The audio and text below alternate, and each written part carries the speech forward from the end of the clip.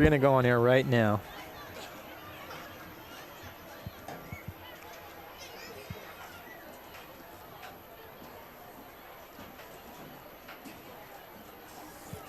Good evening, everyone, and welcome to Garden Grove Unified School District High School Football Friday. I am David Mora, joined here by two of my fabulous interns from the Garden Grove Unified School District Public Information Office Digital Media Program. My two field reps here are going to do an awesome job here for you. Caitlin is going to be running graphics for us today, and Ben is always on camera. Now today we have for you Valencia visiting the Pacifica Mariners. I visited Pacifica on Monday to talk to the team, and let's see what they had to say about today's game.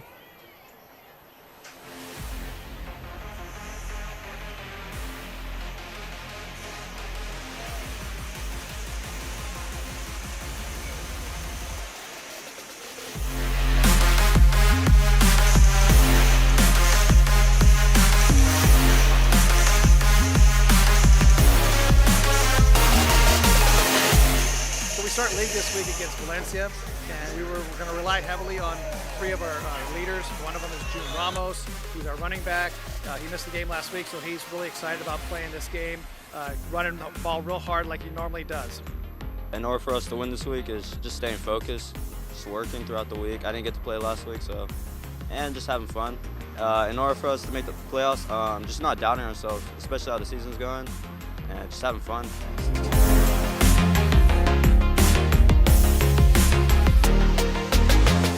Next up, we have Ryan Risk, who's our starting linebacker, and he's a great leader, and he's been doing an outstanding job on defense, flying to the balls, getting everybody excited, doing an awesome job. For us to win this week, we're going to need to have a great week of practice, lock in, no messing around, watching our film, and especially take care of our bodies. Too many people are cramping, too many people are missing the games. If we're all, working as a unit and just prepared as a whole. For us to make the playoffs, we're up to a slow start, but I really believe we can pick it up. It starts with winning this week, just working week by week, not worrying about what's in the past, having short-term memory, and just picking things up and changing it up, and working as a whole to make sure we don't have a short season this year.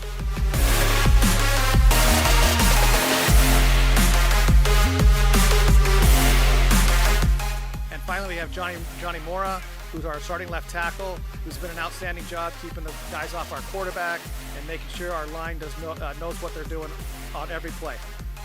In order for us to win this week, I think it'll take a good week of practice and a lot of teamwork. I also believe it will take physicality because they are a big team, pretty aggressive team as they are run heavy. But I think we're the better team, and we have to prove it by winning this week. For us to make the playoffs, I think it'll take us to get the ball rolling on all parts of the team, including receivers, running backs, O-line, defense as a whole. But if we want to make it to the playoffs, I think we need to start moving the ball and scoring and finishing drives. Yeah, we're really looking forward to getting league started. I know we had a little rough start at the beginning, but now, we're getting the league. This is when it all counts, and we're just going to take it one game at a time, basically one play, one quarter, one game at a time. And we're just going to build this week and keep building each week. And hopefully, we'll come out in the top three in our league, and we'll get to the playoffs and see what we can do in the playoffs.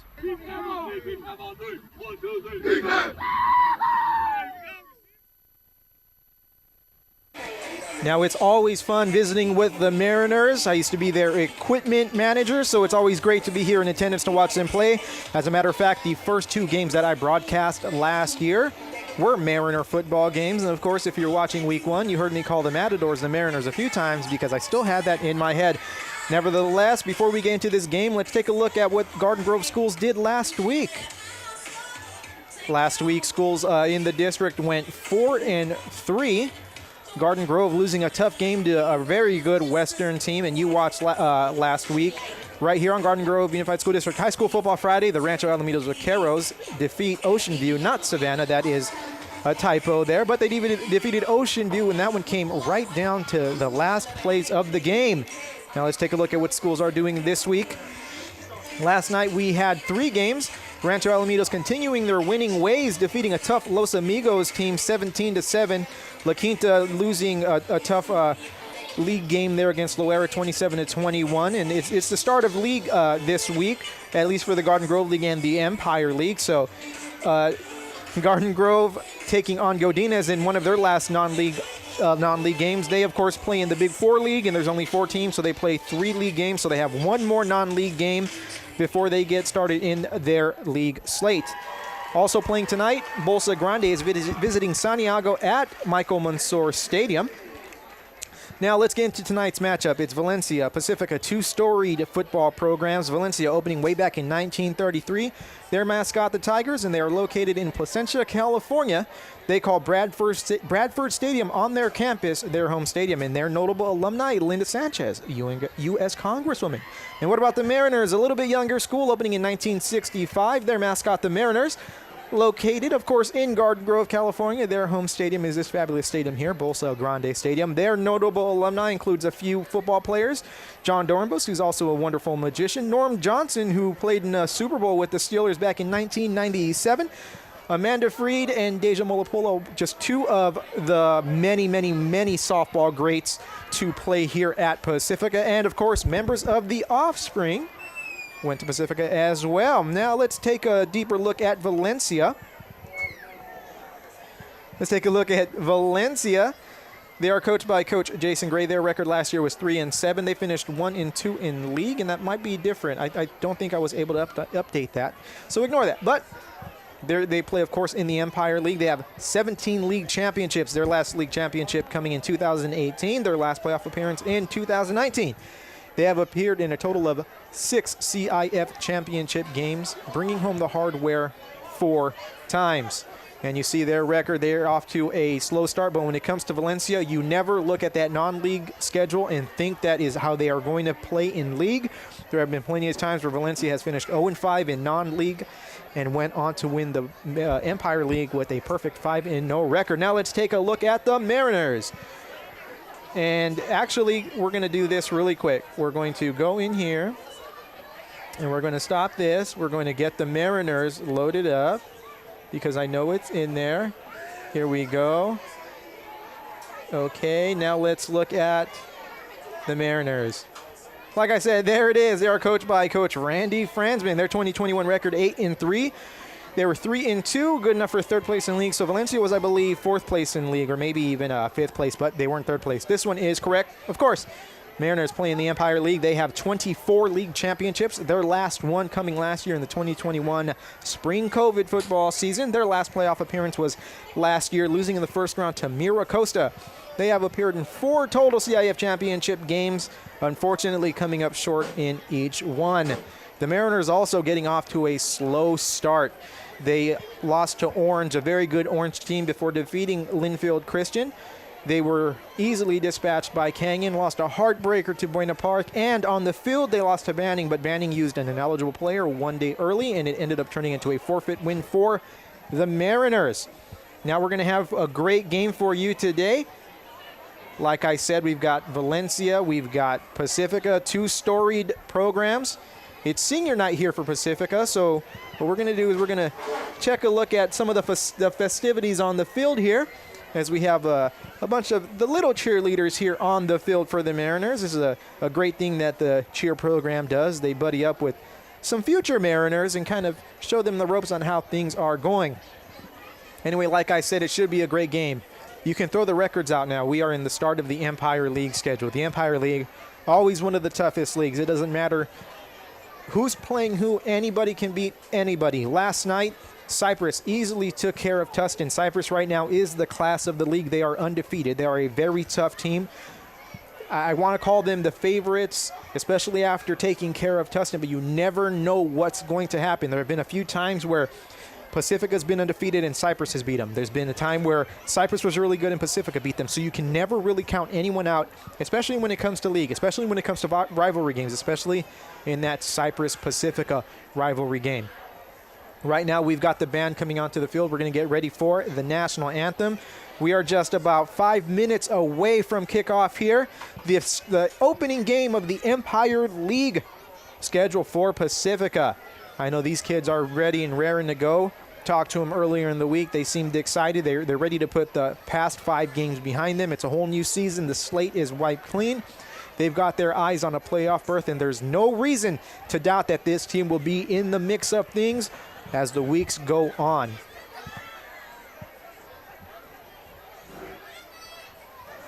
So right now what we're going to do is we're just going to let you listen to the ambiance and just feel the stadium until we get ready to go. I am David Mora. I thank you for tuning in, and hopefully we have a great game for you on tap tonight.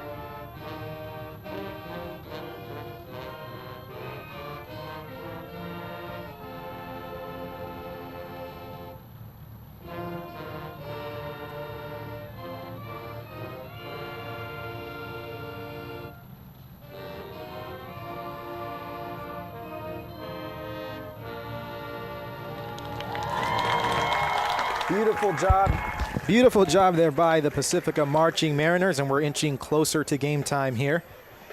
As always, here at Bolsa Grande Stadium, it's a lovely time, brand new stadium. Opening in 2019. Only had one full season before things kind of went haywire, but it was still able to be enjoyed by our football teams who play here. Home field to La Quinta High School as well, and Rancho Alamitos, as well as Bolsa Grande High School. That's why at Garden Grove, between two stadiums, you have 7 schools. You see a lot of Thursday games. You see a few Saturday games mixed in. A lot of other districts smaller, and they have, more stadiums, so you see less of those Thursday, Saturday games. Garden Grove, much like Santa Ana and Anaheim, you see a lot of those crazy Thursday, Saturday combos and just a lot of football going on. But we enjoy it here. Bolsa Grande Stadium was opened by Bolsa Grande. They were victorious over Don Bosco Tech. It's always what you want to see, is a stadium being opened with a victory.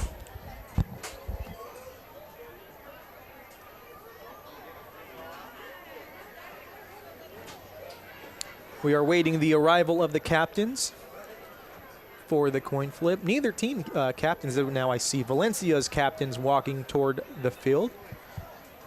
And here comes the Pacifica football team on the right side of your screen. You'll see them in just a little bit.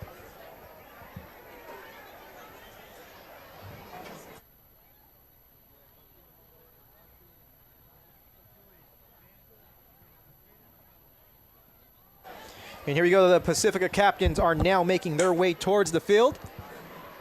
Captains for you today are number 2, Ryan Risk, number 3, June Ramos, number 14, Noah Sellis, and number 51, Jonathan Mora.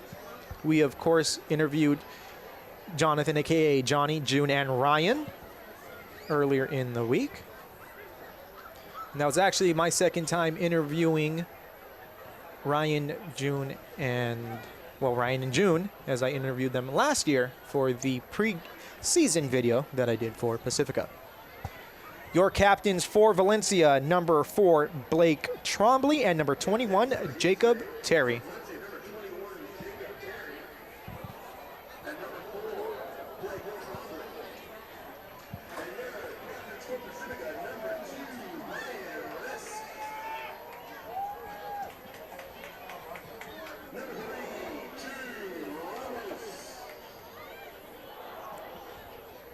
So let's see what we have here.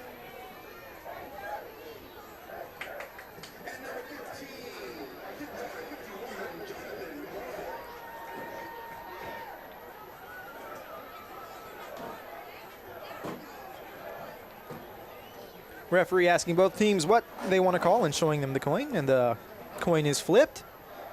One more time. Pacifica has won the toss, and they have elected to defer. Let's see which side Valencia is looking to defend.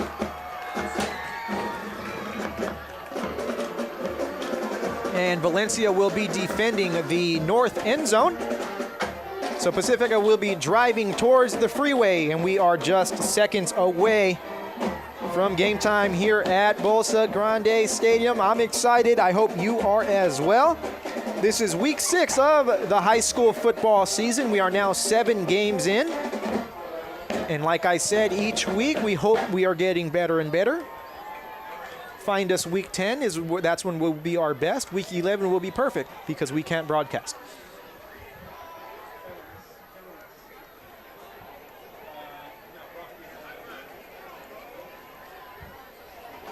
So Pacifica kicking off to Valencia. Let's see what Valencia is going to bring here on offense.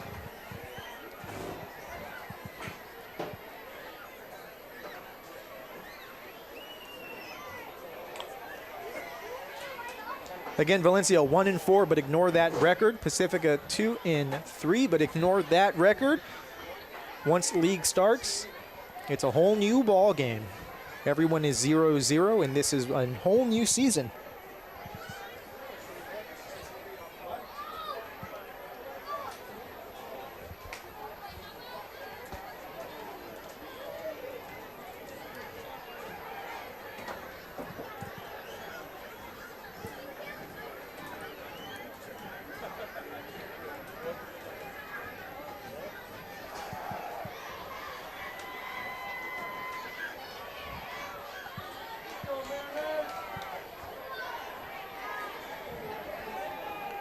Kicking off for the Mariners, number 16, Ethan McLaughlin.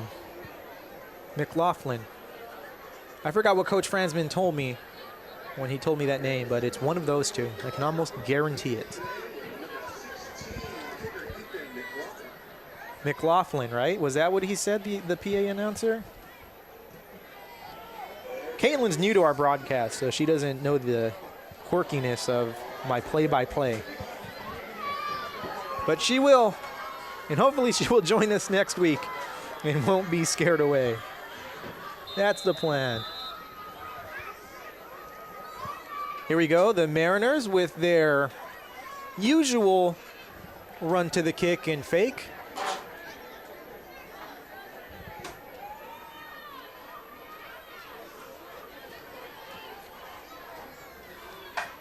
And we are off here at Bolsa Grande Stadium. The kick is out of bounds, so right away we are going to have a flag on the play.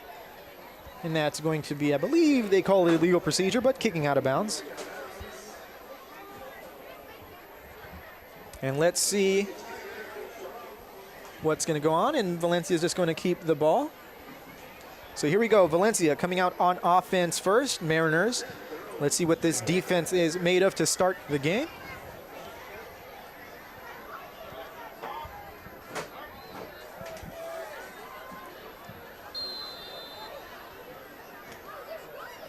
Valencia in a shotgun formation. Number 9, Dylan Draft, back to receive the snap.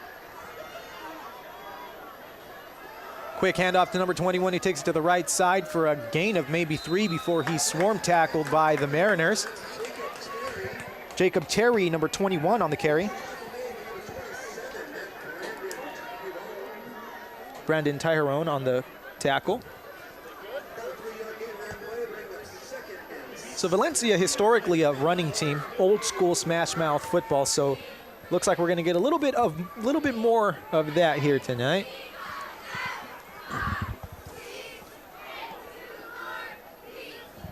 Draft now under center. You don't see that too much. Pitched out to the left side to Terry. Takes the, no, gets taken down. Almost immediately, it's going to be no gain on the play. All right, looks like it's going to be a loss of at least 2 on the play, that is. Brings up 3rd and 9, so Mariner defense doing a great job in this early game.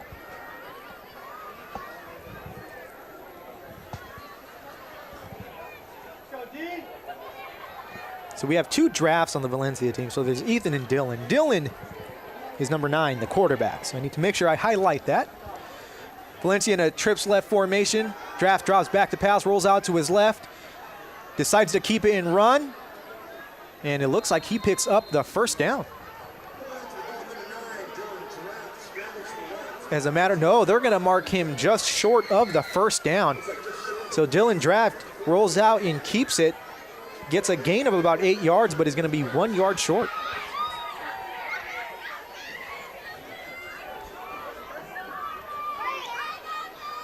And Valencia going for it here early in the game. Trying to test the Mariner defense early, so let's see what they draw up here on offense. We have a single back formation, 3 wide receivers, 2 to the top of the screen. Draft taking a step back, calling an audible. Takes the snap, drops back to pass, looks to his left, quick pass, has a man open. That's number 7, Ethan Draft. Draft to draft. It's going to bring up a first down for the Tigers.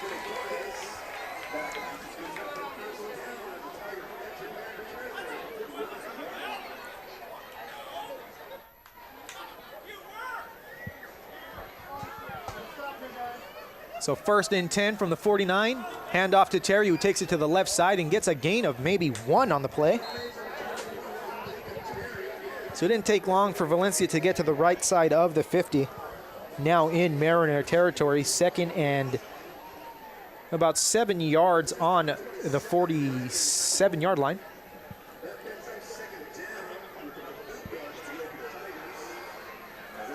See, it's 2nd and 8. 2nd and 8.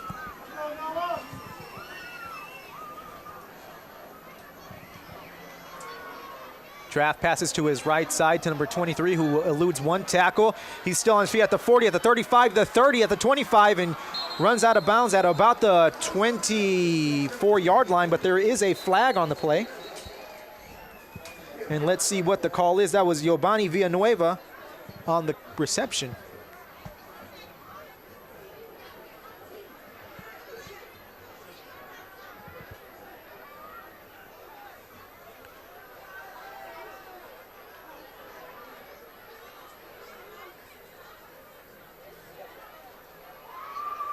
And that's going to be on Valencia. It's going to be an unsportsmanlike conduct, I believe, is what the PA announcer said. So the Mariners getting a little bit lucky there, as that play is going to be brought back.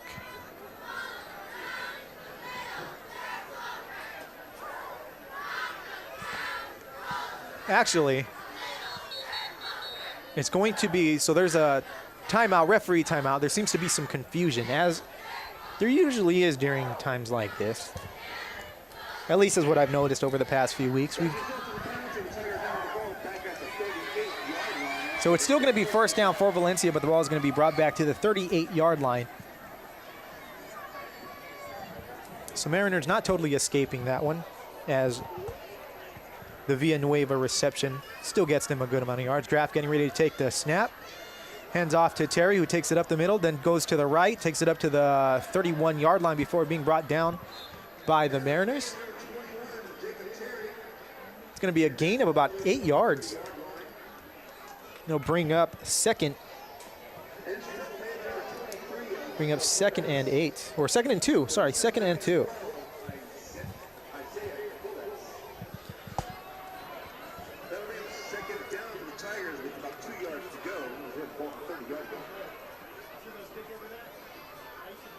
Single back formation, 3 wide receivers here for draft, who hands off to Terry right up the middle, and he's going to be stuffed by a trio of Mariners.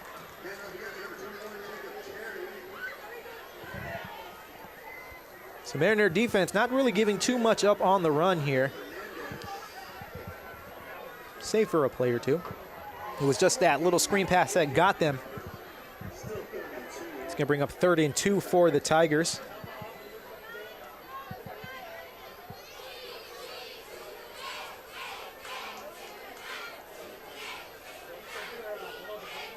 Love the look of this formation Valencia's running. Handoff to Terry, who takes it to the left. And he got just enough for the first down. So the chains are going to be moving for the Tigers as this first drive for them continues. You have about 8 minutes and 18 seconds left on the clock, which is running here in the first quarter.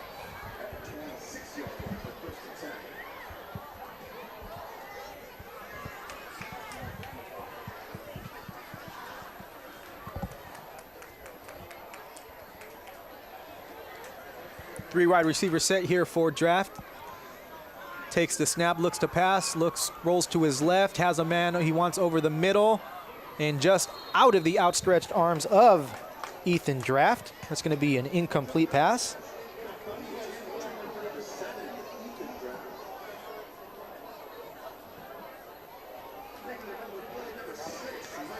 Valencia taking a shot downfield there, almost getting that one, just out of the reach of Ethan Draft. Ethan Draft. Dylan putting just a little bit too much mustard on that one.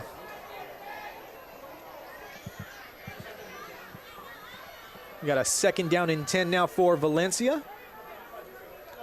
Draft takes the snap, looks to pass again, right over the middle, number 23, who picks it up. He's at the 20. Ooh, and that's going to be a fumble on the play, and it looks like it's going to be Pacifica football. Ryan Risk with the fumble recovery. And Mariners defense coming up nicely on that one. Giovanni Villanueva just couldn't absorb that hit, and it looked like it was Brandon Teheran on that hit, and the Mariners offense is back on the field.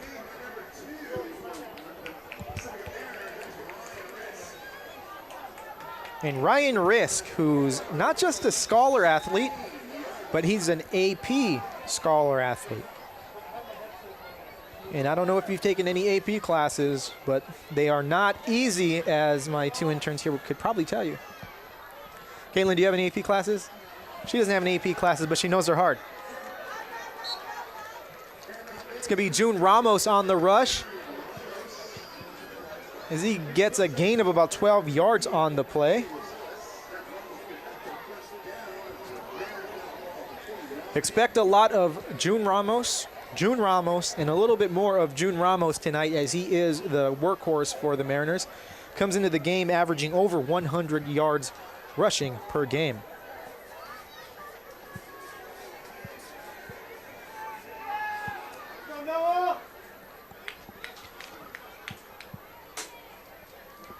Salas takes the snap, handoff to Ramos again, who takes it to the left side, lowering his helmet and trying to run someone over there. A little late activity on that play, but no call. It's going to be a gain of about 4 yards. It'll bring up 2nd and 6 for the Mariners.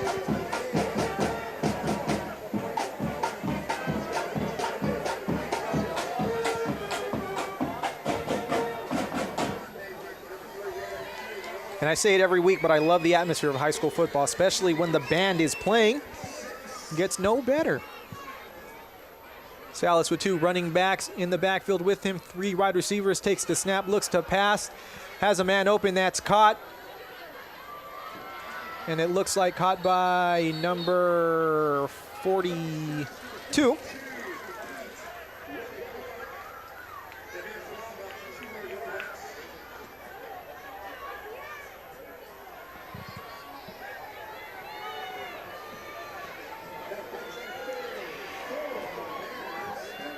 It's going to bring up 3rd and 5 for the Mariners.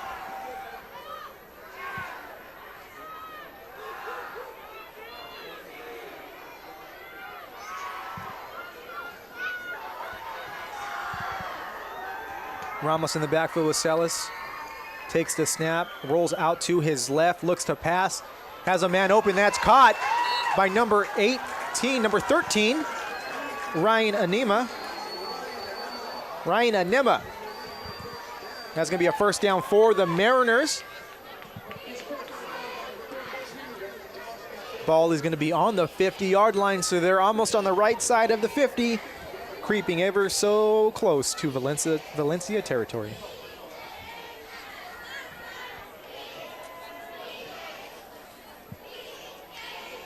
Salas getting ready to take the snap. Drops back, looks to pass again. Evades a rush, takes it, and decides to run himself. He's got some room. He's at the 40, at the 35, 30, 25, 20, 15, 10. Eludes a man. He's down at the 3-yard line. Noah Salas with a beautiful run. I don't have to tell you that that's a first down for the Mariners. Salas doing what he could do with his feet when he couldn't find anyone open and taking that ball all the way down. And they're going to mark that at the 2-yard line. And you know what that means? The Mariners are knocking on the end zone's door early here in the first half. Let's see if they can punch it in here. They've got 4 plays to do so. No rush. Pistol formation. Salas takes the snap, hands off to Ramos, who is tackled almost immediately. Number 85. And I don't have that name on the roster. So number 85, good tackle.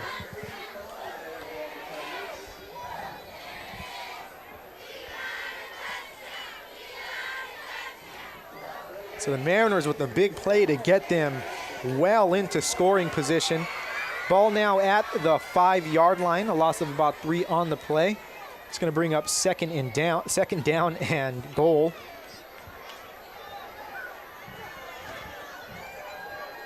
Trips right for the Mariners. Ramos in the backfield. Salas takes the snap, looks to pass, has a man in the corner of the end zone. That's going to be a touchdown for the Mariners. Oh, and they say he is out of bounds, so no touchdown for the Mariners. Tough break.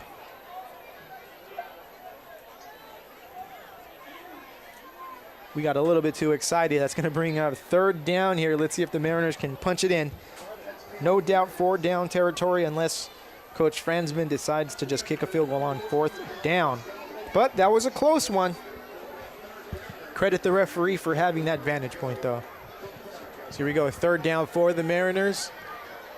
4 wide receivers set for Salas. Takes the snap, looks to pass, has Ramos as his target, and overthrown. So Salas a little off target. Intended receiver there was June Ramos. So let's see what the Mariners decide to do here on 4th down. And it looks like the Mariners will be lining up for a field goal here.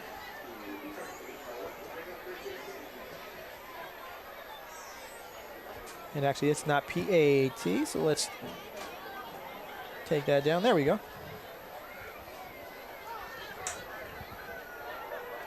Kick is up. And it's good. And the Mariners are going to take a 3-0 lead here in the first quarter. That drive aided by a beautiful run by Salas of 48 yards to get the Mariners into scoring position. Nice stand there by the Valencia Tigers, though, not keeping the Mariners out of the end zone, holding June Ramos in check and not letting Salas get comfortable enough to complete a pass to get 7. But the Mariners will take 3. It's better than nothing, and they have the lead here early in the first half. We've got 5 minutes left to go here. Ethan McLaughlin ready to kick the ball off for the Mariners. Back deep for the Valencia Tigers, it looks like Jacob Terry and someone else who's wearing number 20-something, and I'm going to guess Yobani Villanueva, and if I'm wrong, I apologize. I wear glasses, and I definitely need them. Mariners again with that run-up fake. They've been doing that since 2015, at least.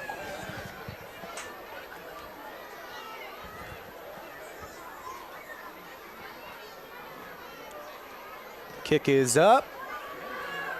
And it's fielded at about the 11-yard line, up to the 20, 25.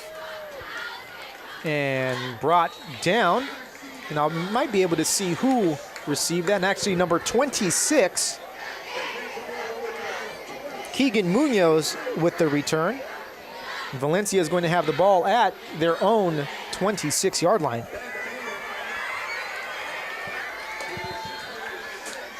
So let's see what Valencia does here on their second drive of the game. The first down, of course, ending in a fumble deep in Mariner territory. Of course, the Tigers aren't going to want to do that again, but the Mariner faithful here more than welcome that. Terry with the handoff goes up the middle, and he's got some room.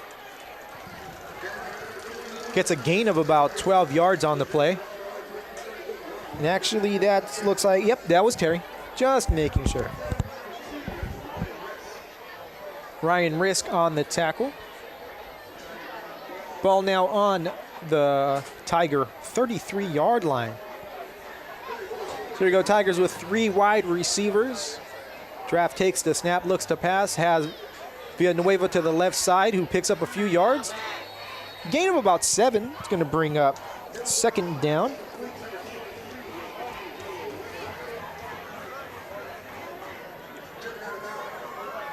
So Valencia coming out and putting together a few good plays here. Definitely too early to be shaken. And this is a team that you're not going to find shaken very often. Ball now on the 45-yard line. Single back formation for Draft. Takes a snap, hands off to Terry up the middle, who gets maybe 1 yard on that play.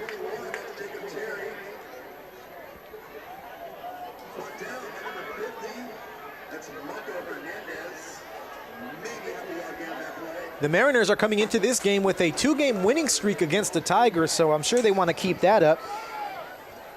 This has been a kind of not really lopsided series, but Valencia, a very good program here. So they've got 10 victories in the last 16 meetings. Draft takes a snap, hands off to Terry again, who goes up the middle, fighting hard for the yards, but we've got a flag on the play. And that's going to be on the Tigers.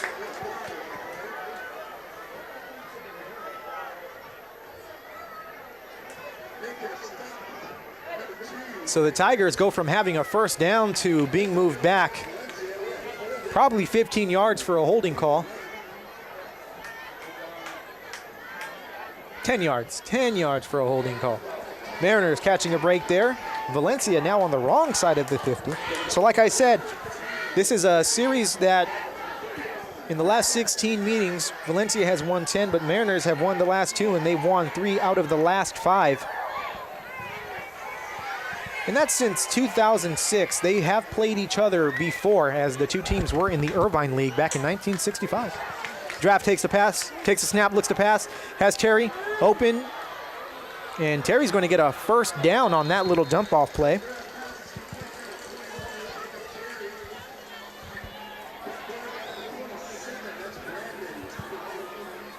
Brandon Tyrone on the tackle. We're going to hear his name quite a bit on defense here tonight.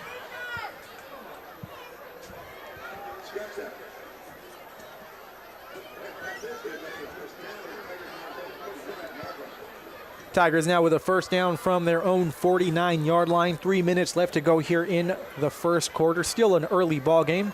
Mariners with a 3-0 lead. Draft decides to take the ball himself. Nope, dumps it off. Oh, intercepted by the Mariners. The 40, the 35, the 30, the 25, 20, 15. He's going to go all the way. Ryan Risk with the touchdown for the Mariners.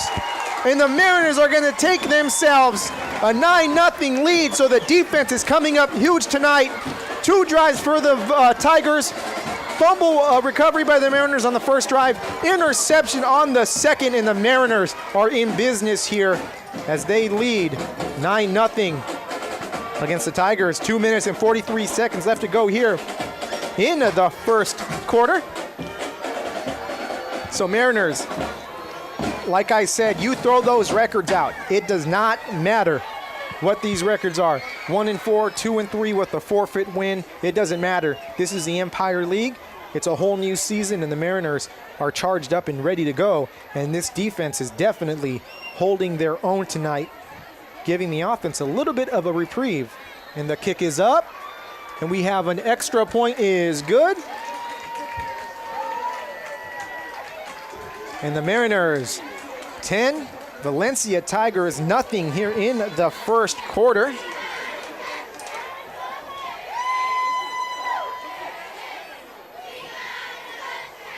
This is exactly what you want to see if you're a Mariner fan. You've got the defense stepping up, the offense taking a little bit of time to get going here.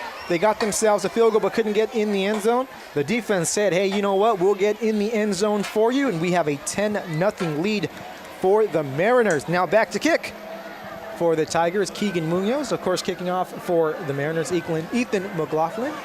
And I believe that's number 22, Mark Sanchez, also back there, but I could be wrong. My eyes always deceive me. Mariners with a whoopsie daisy.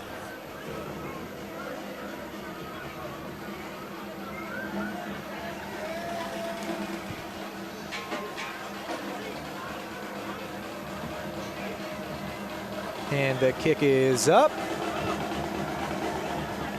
And it's received again at the 11-yard line. Taken up to the 30 and driven out of bounds is Keegan Munoz. So let's see how the Valencia offense answers this time around. First time, fumbled the ball deep in Mariner territory. Second drive, you know, they had a nice little drive going. They had a penalty driving back. They got that yardage back. It looked like they were going to try and get a pass off, but it was, you know, picked out of the air by Ryan Risk like a bear picking a berry and taking it all the way to the house to extend that Pacifica lead. So here we go. Let's see how Valencia answers back on this third drive of the quarter. Draft drops back, passes to number 4, Blake Trombley, who's taken down by number 5, Caden Hang, after a gain of maybe about 3 yards. They're going to give him 4 yards on that play.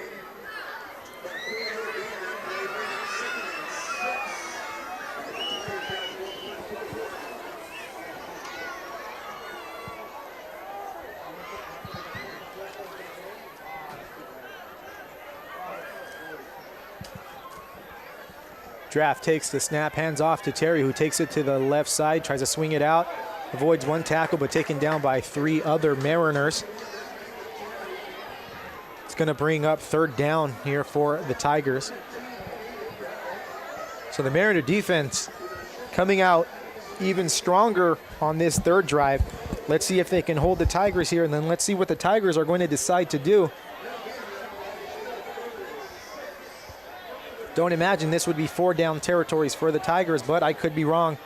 That's why I'm in this booth and not on the sidelines calling plays. Draft takes the snap, looks to pass, looks to his right, overthrows his receiver, pass intended for Blake Trombley, and that's going to bring up 4th down for the Tigers.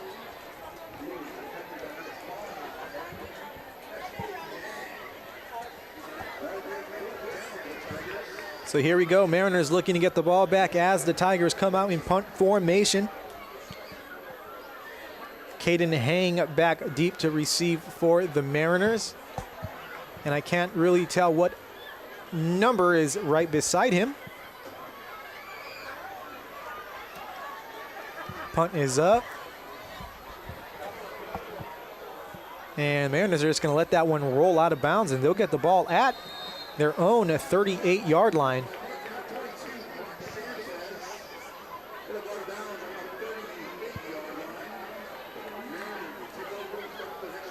Looks like Lovey Clark looked like back there to receive the punt as well, alongside Caden Hang, but I could be wrong.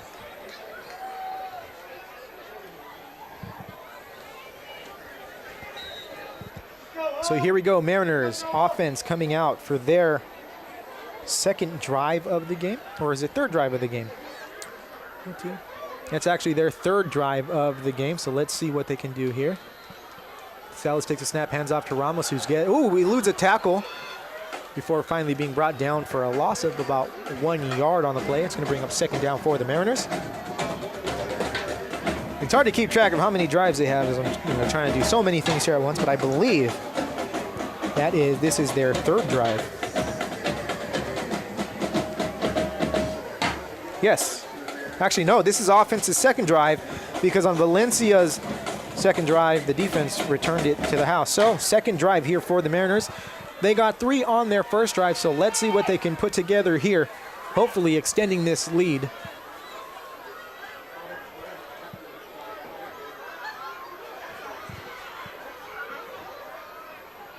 Salas takes the snap, looks to pass, and that's going to be incomplete.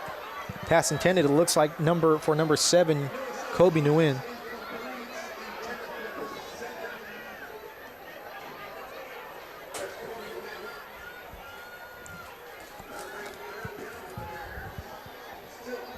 It's going to bring up 2nd and 11 from the 37-yard line for the Mariners.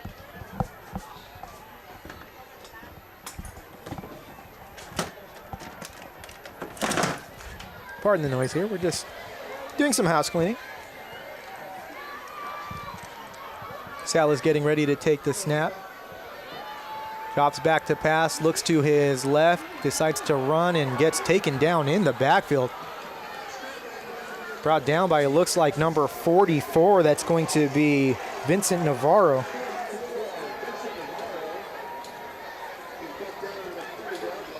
It's going to bring up 3rd down and 11 here for the Mariners.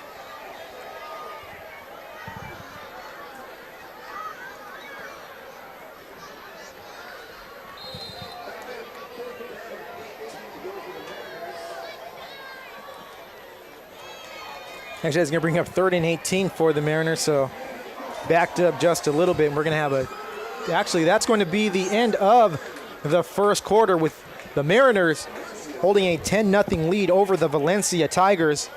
Still a lot of ball game to be left, but if you're a Mariner fan and you're watching this game, you have to be very, very, very happy with the performance of this defense. First Valencia drive ended in a fumble recovery for the Mariners. Second Valencia drive ended in a pick 6 for the Mariners. Mariners holding the Tigers in check on their third drive and forcing a punt. Pacifica offense only 1 full drive there in the first quarter as the defense was doing work. Now here in the middle of their second drive, facing a 4th down and 18 now. And they're going to be punting the ball, so it wasn't 3rd down, and that's a muffed snap. Barely gets the punt off, and it takes a little bit of a Mariner bounce and rolls to the 50-yard line. So Valencia going to be getting that ball in pretty good field position. So let's see how the Mariner defense comes out here for this 4th drive.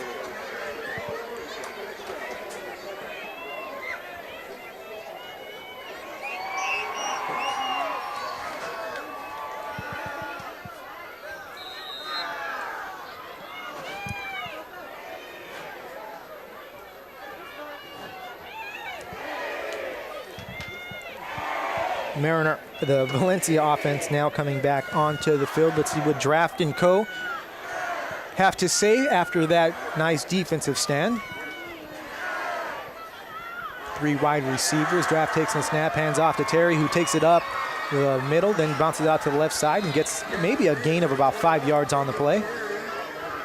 Taken down by number 12, Isaiah Coles. It's going to bring up 2nd and 4. Tigers now on the right side of the 50. Crowd lively tonight.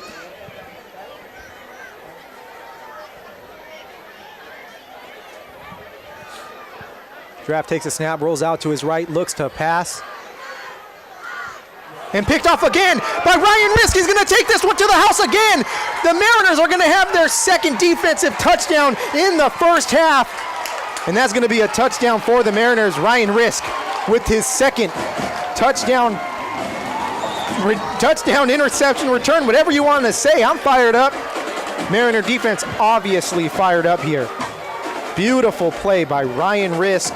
Again, just snatching that ball out of the air. If I'm Valencia, I'm not rolling out to Ryan Risk's side, and if I see Ryan Risk, I'm not passing the ball. Not after that second one. Ryan Risk doing it tonight for the Mariners on defense as they take a 16-0 lead, pending this extra point here.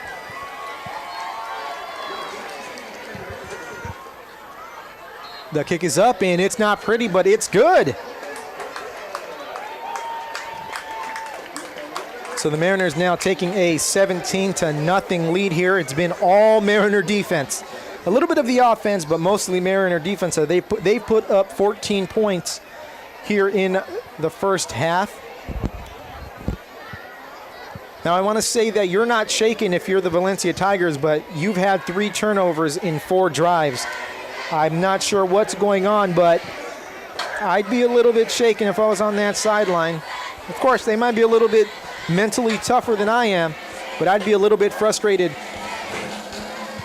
And that's just putting it mildly. I'd be a little bit more than frustrated if I was on that Valencia sideline right now, seeing 3 drives end in turnovers and 17 points based off of those turnovers. So here we go. Ethan McLaughlin ready to kick the ball off for the Mariners. Back deep to return is Keegan Munoz. And it looks like number 28. Ball received at about the 15-yard line. Oh, nice little hit. 25, Farid Sawaya on the return. Tigers are going to have the ball at about the 30-yard line.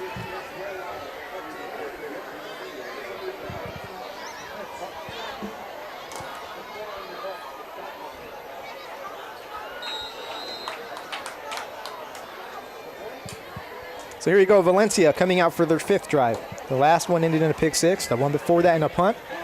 The one before that in a pick 6. The one before that in a fumble. That led to the first 3 Mariner points. Tiger is now facing a 17-0 deficit. Their offense struggling to get things going, but I don't anticipate that continuing. Draft looks to pass. He's got a man open. That's Draft to Draft, and he's got that ball. What a beautiful catch. And that's going to be hauled in at the Mariner 45-yard line.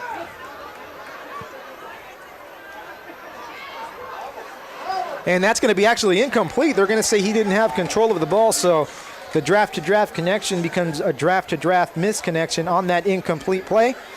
Mariners getting a little bit lucky on that one as Ethan Draft looked like he was comfortably open on that play. So we're going to have a second down coming up for the Tigers from the 30-yard line. The ball just a smidgen behind the 30-yard line.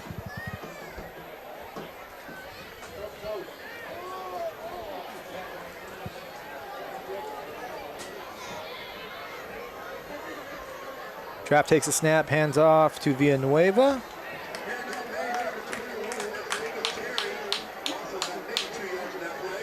It's going to be a loss of 2 yards on the play. Tackle made by someone. Someone on the Mariners made the tackle. Now it's 3rd down. So 3rd and 12 for the Tigers. So the Mariner defense right now firing on all cylinders. You can't ask for a better start from a defense. Their offense is leaving a little bit to be desired, but when your defense is playing like this, that really doesn't hurt you. Tigers with 4 wide receivers. Draft takes the snap, looks to pass, looks to his right, rolls out to his right. Has a man open, an incomplete ball. Pass intended for number 4, Blake Trombley. It's going to bring up another 4th down here for the Tigers. And it looks like they're trotting the punt team onto the field. So the Mariners will be getting this ball back once again. And if you're the Mariners offense, You want to show that you're happy that the defense is providing you with great opportunities. This would be the time for the Mariner offense to get a little drive together. Maybe get into the end zone, score a touchdown. Thank your defense and keep them off the field for just a little bit. Let them have a rest.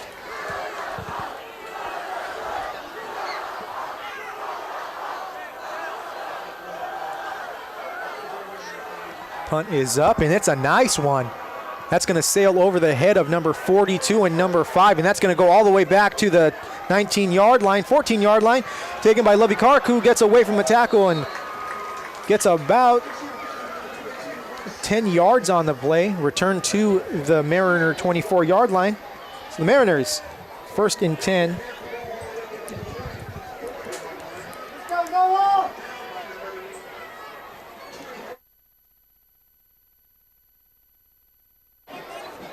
So let's see what this Mariner offense is going to do. Their defense helping them out, hooking them up with 2 nice touchdowns, thanks to Ryan Risk.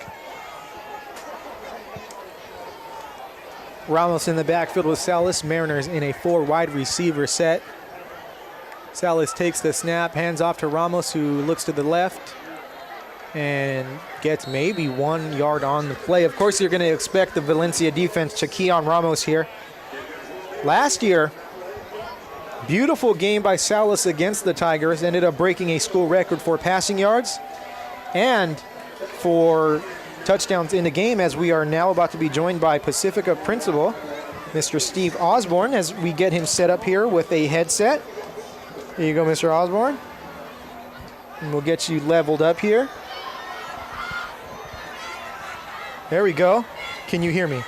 Mr. Moore, I'm not sure if I can. Let's see. How hear me? How about I can hear you? I can hear you. There we go. We've got so Mr. Osborne, you got to like this start that we have here tonight. You know, I don't want to jinx anything. All I can tell you is you couldn't be happier with the start 9 minutes into the second quarter here. You know, I don't 9 minutes to go. I don't want to jinx anything either. Last year in this very game, Pacifica jumped out to a very large lead against Valencia, and the Valencia rushing attack kind of took over in the second half. But right now, defense playing amazing football. So far, so good. We're happy with what we're seeing. There we go. Mr. Osborne, we thank you for joining us here in the booth. It's definitely a pleasure to have you here. And it's a pleasure, and we're delighted to have you calling our games. You sound like you do this on the weekends for a living. So good job. As long as it sounds like it, that's what I'm good. That's what I'm good with. As Salas decides to take that ball up the middle himself and gets himself a first down. So how are things going, to start the year at Pacifica now? We're about, 6-7 weeks into the school year? You know, it's hard to open a year without still talking about COVID a little. And I've got to say, after our 2 years of being at home with COVID, just to see people smiling and being happy, I never get used to it. And I'm so thrilled with the way the year's opened. And even as I'm saying this to you, I'm looking out at our cheer squad and all of the youngsters who have come out to participate with them, and this is what life's all about. It's just beautiful. And it is awesome to see, and I think that's everyone's kind of reaction. And I think this year everyone went into it with a little bit more excitement, knowing that there weren't going to be these restrictions. As the Mariners complete a nice pass, and he's still on his feet at the 10, at the 20, at the 15, the 10. He's still on his feet and gets taken down at the 4-yard line. That's number 42, Lovey Clark, on that reception. Beautiful. And I'm so proud of our players too. Our football team had some uncertainty over the summer, and they kept practicing. They kept getting better every day, and it's showing tonight. I'm so proud of their effort. And easily with the start that they've had, going 1-4 on the field. Of course, the forfeit win last week. It's easy for a team to kind of be discouraged, but I mean they're here right now, and they're showing that those 5 games that they played before this one, it's not really affecting them at all. No. Salas looks to pass, rolls out to his left, and gets taken down. Gets taken down at about the 9-yard line. Looks like a little bit of a loss on the play. So battling through adversity, and they've done that so far, and even, just with the rough start, and tonight just showing like that, it's like a whole brand new ball game here tonight. Yeah, it is. I think if they show up and they believe in their teammates and they believe in their coaches and they keep working on getting better every day, then good things are going to happen. And they're doing all the things the right way. They're working hard in the weight room. They're showing up to practice, and they're good people and good teammates. And, not only that, I mentioned earlier that Ryan Risk, who's got 2 touchdowns tonight, not just a scholar athlete, but an AP scholar athlete. So not only juggling the academics, but also juggling athletics and doing it very well here. Salas takes the ball himself, runs up the middle, breaks a tackle, and he's going to be in the end zone. That's going to be a touchdown for the Mariners as they extend their lead once more here tonight. Mariners taking a 23-0 lead here against the Valencia Tigers. So here we go, the offense, Mr. Osborne, once you came up here, the offense decided to score themselves a touchdown. I'll take full credit for that. Here you go. Kidding. We had Dr. Heflin in here last week, and Rancho started really doing well when she was up here. So we tried to tell her, hey, you have to stay in here. Lock her in. You can't leave.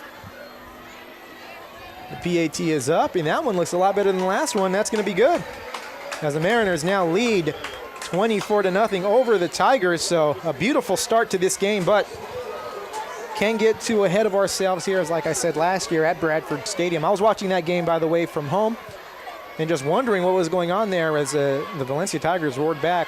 And hopefully the Mariners can just keep sailing these seas and sink the Tiger ship so they don't have to worry about any comeback. Well, there's no substitute for experience, too, and those kinds of experiences, even if they were bad ones, if a team came back, the kids that were here last year remember that, and I'm sure that they'll use that experience to get them through the second half here. Oh, definitely. You were talking about academics a few minutes ago, too, yes. And I always marvel at how hard our players not just work on the field, but what they do at home to get the kinds of grades they get, because they're not getting home until 6 or 7 at night a lot. And in that physical exhaustion, has to kind of affect the mental, the mental ability once you're trying to study, but you're just so tired and physically worn down. So to be able to juggle, like Ryan Risk, an AP class, and it's something I definitely admire.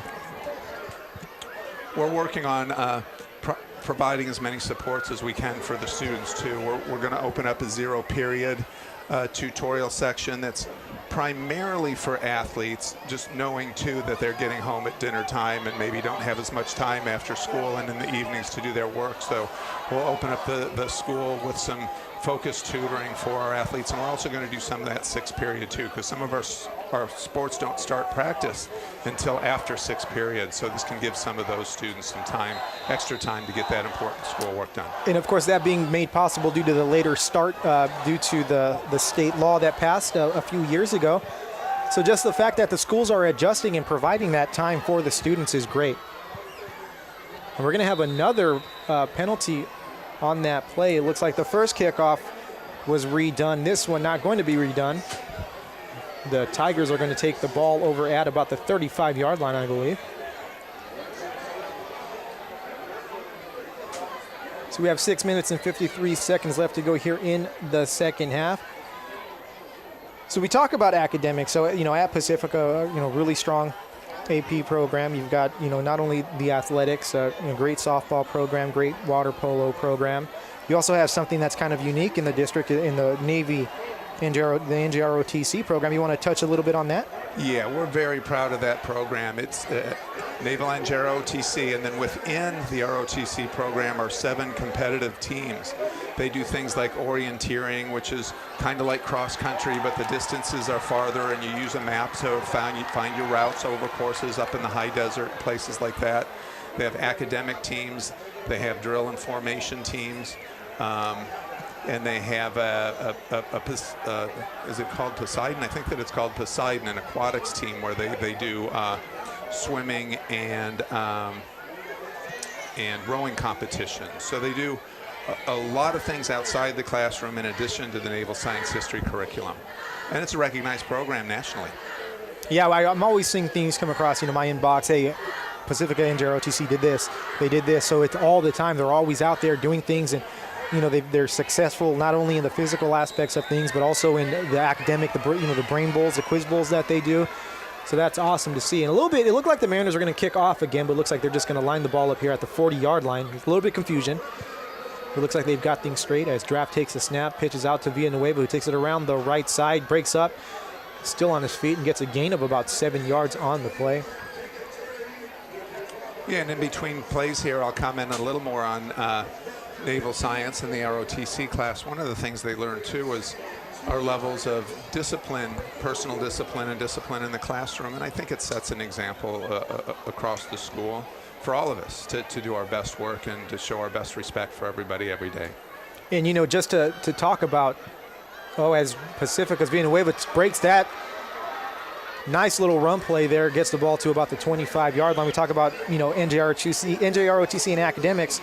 I believe it was your valedictorian last year was a part of the NJROTC program, so that's awesome to see. That it's these students are just so well-rounded. Yep. Kane Lee, I called him Commander Lee because he was the cadet commander. He did a fantastic job, and he was a great role model for the school. That's great. That's awesome.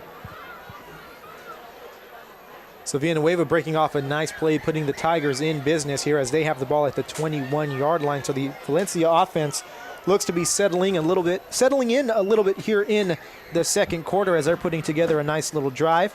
After a few kickoffs gone awry.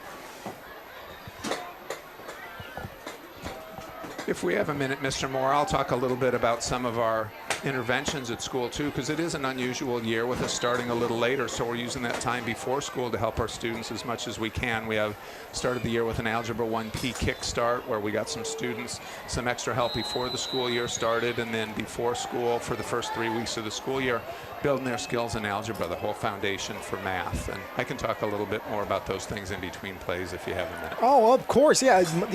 It's all yours. We definitely want to hear everything, that's going on at Pacifica. That way the students are also in the know as the Mariner defense stuffs that run.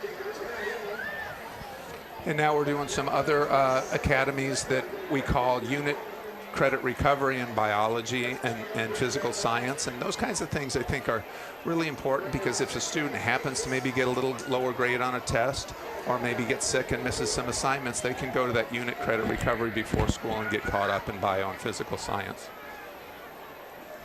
And we mentioned COVID earlier. Coming out of COVID, it was really important to offer students more of that support. And as best as teachers tried to do it, it was just almost, impossible to provide everything that the students were needing being away from campus.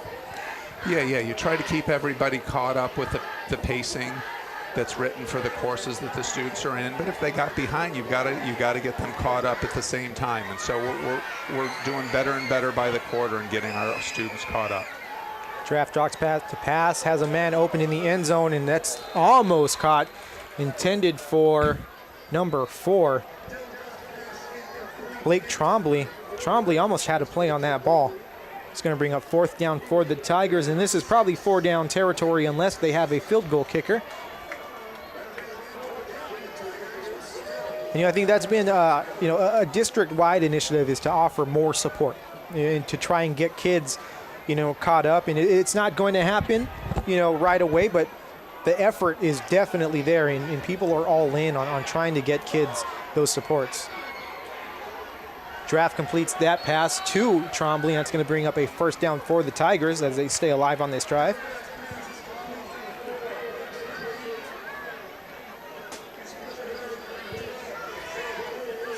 Of course, Pacifica, a totally new campus, everything almost except for what was usually called the D building.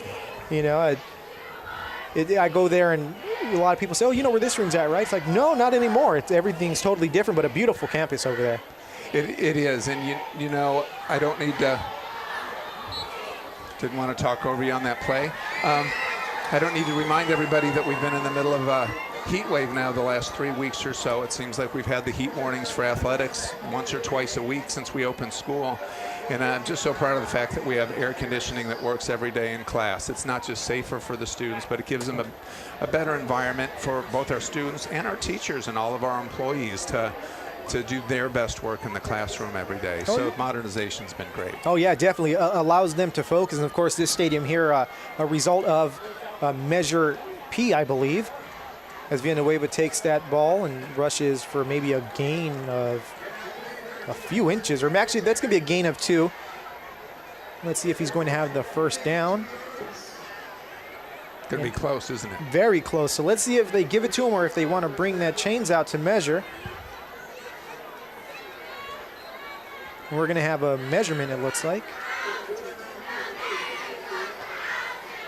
So yeah, definitely a big support from the community for Measures A and Measures P, which have done a lot, and it's things that you can see. So as you're driving around, you see safety upgrades.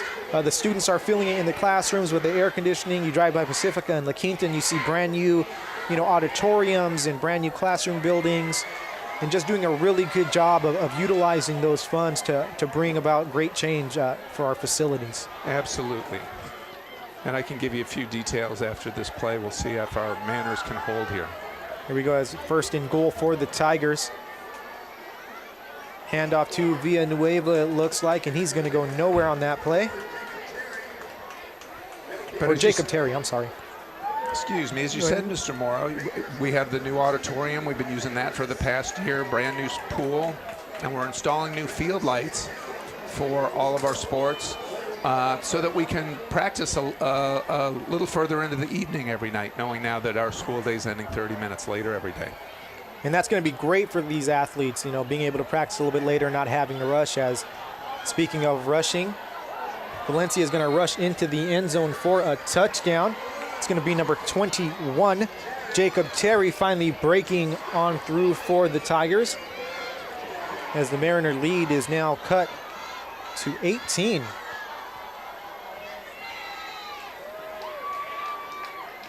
Is that 18 points? I'm a communications major, so the math isn't there. So 24 is that? It is right now. There we go, 18. There we go. You're the pro. There we go. The extra point is up. That's a beautiful kick, and that's going to be good. So now the Mariner lead is 17 points.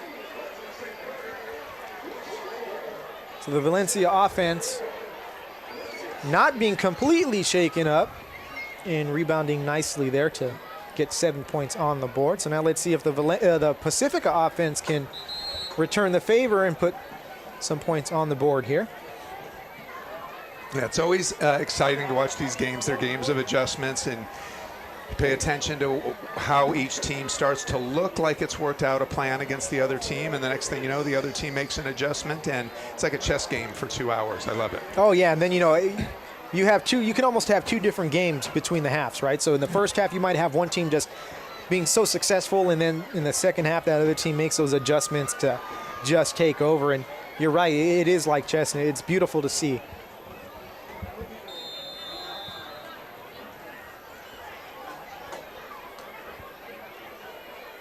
Looks like Lovey Clark and I can't make out that other number back there to return for the Mariners.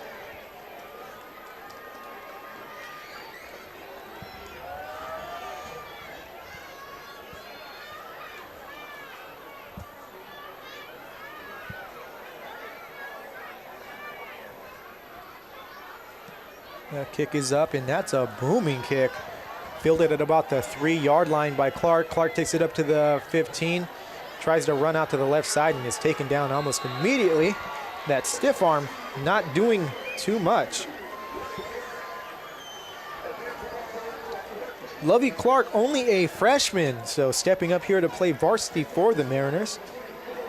You don't see that too often here at Pacifica. What's his number, Mr. Mora? He's number 42. All right, I'm going to have to track him down second half. There we go. I would have been scared to death on a varsity field when I was in ninth grade. Yeah, when I was in ninth grade, I would have been scared on a freshman field. I was still in a seventh grade form in ninth grade. I'm still kind of in a seventh grade form. I've gone out to these intermediate schools, and these students tower over me, even at that age. Salas getting ready to take the snap. Hands off to Ramos, who tries to bounce it out to the left side, gets a few yards, bounces it out, still on his feet, gets a gain of maybe about 5 or 4 yards on the play.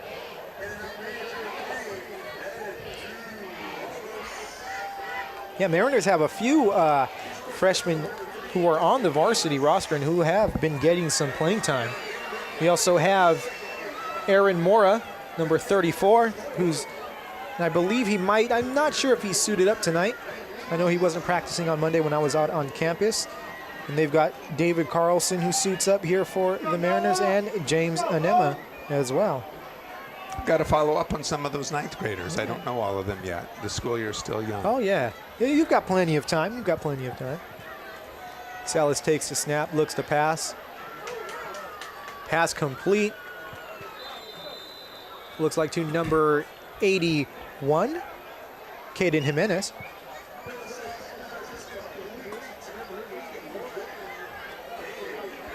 It's going to be a first down for the Mariners as they have the ball now on their own 26-yard line. Speaking of freshmen, Pacifica always does the welcome aboard Mariners, and I think that's a great thing to do to kind of get the freshmen to feel comfortable and get acclimated with campus and a little bit of the traditions that, you guys have. Yeah, I'm glad you thought of that. When we break out into our groups, I marvel at the number of incoming ninth graders who show up. We have lines of 15, 20 students, and we have 20 or so of those lines, and we have our Mariner mentors, our older students, who pair up with the freshmen and take them through the facilities and what to expect and where the bookstore is and really just how to navigate school. So by the time the school year really gets started, through Welcome Aboard Mariners, our ninth graders, they're already veterans on campus. And, I think that's very important, especially when you're coming from, from 8th grade to 9th grade and, you're kind of wide-eyed, to have that introduction to not only the campus, but to different students, to the different clubs, to just the understanding of the campus culture and lifestyle. It makes that transition just that much easier. I have a real story about that. I had a student about 10 years ago write a little essay in her senior year about her scariest day in high school. And it was her first day of high school, and she couldn't get her locker to work right. She mentioned my name in the letter because I happened to help her 4 years earlier open her locker. And you do something like that doesn't seem like a big deal. It's opening a locker and just showing somebody how to use their lock. But then you really, really see school through their eyes. That's a terrifying first day. And it's always nice to see students develop and for us to be able to do as much as we can to help them get started every year. And, it's awesome to be able to see the growth. I was at Pacifica, working there for 4 years. So I was there for, with the whole freshman class through, when they were seniors, and just seeing the growth and just seeing how they matured and they adapted and they became the leaders on campus and just kind of acclimated themselves and adapted. It's really awesome to see. Yeah, and then the ninth graders become our Mariner mentors a couple years later, and they're escorting students through the Welcome Aboard Mariners Day. Salas's pass just over the head of a jumping number 7, Kobe Nguyen. And that's going to bring up a 4th down for the Mariners. So the Valencia offense, with a little bit of momentum, looking to possibly get some more points on the board here with 1:52 left into the first half, and they will be getting the ball back to start the second half. So the Mariner defense really hoping to keep them off the board here. So, it would be hard to talk about Pacific and all of the success that's happened at the school without talking about the dance team, which is, a juggernaut. A bunch of national championships and just all-around great performances over the years. Yeah, nationally recognized at school, and I think those are the kinds of things that they end up tying the school together, where you open the school year, the ninth graders are coming in, not sure what the school's like, and the face of the school becomes the dance teams, the cheerleaders, the ASB, and those kind of smiles. I'm watching all of our plays too. Good punt play. The smiles and the welcoming environment really makes the ninth graders feel like they're entering into a safe and welcoming school. And I'm looking at our cheerleaders right now, knowing that you feel like you're part of a safe and welcoming school here. And we talk about them welcoming the ninth graders. You've got some very young, young children here, and just welcoming them at that early age. And I think that's important to when I was younger, I had a connection with Rancho, in 3rd grade, and I remember in 3rd grade waiting. A lot of these young cheerleaders here might be in 3rd grade, 4th grade, and they're going to wait for that moment when they're able to do what these cheerleaders are doing, and it builds that community and that want for the younger students to go to your campus. Yeah, it does, doesn't it? We were talking about Welcome Aboard Mariners and making the 9th graders feel welcome. Well, here we are making 3rd graders feel welcome and kindergartners feel welcome. And many of our current cheerleaders remember doing this themselves when they were this little. And like you said, it ties the whole community together. It's just wonderful. Valencia picking up a big gain on that last play in draft, not getting anywhere on this one as he's taken down. That's going to be a sack by number 15, Caden Bell, who's showing some great sportsmanship, helping draft get up off the turf there.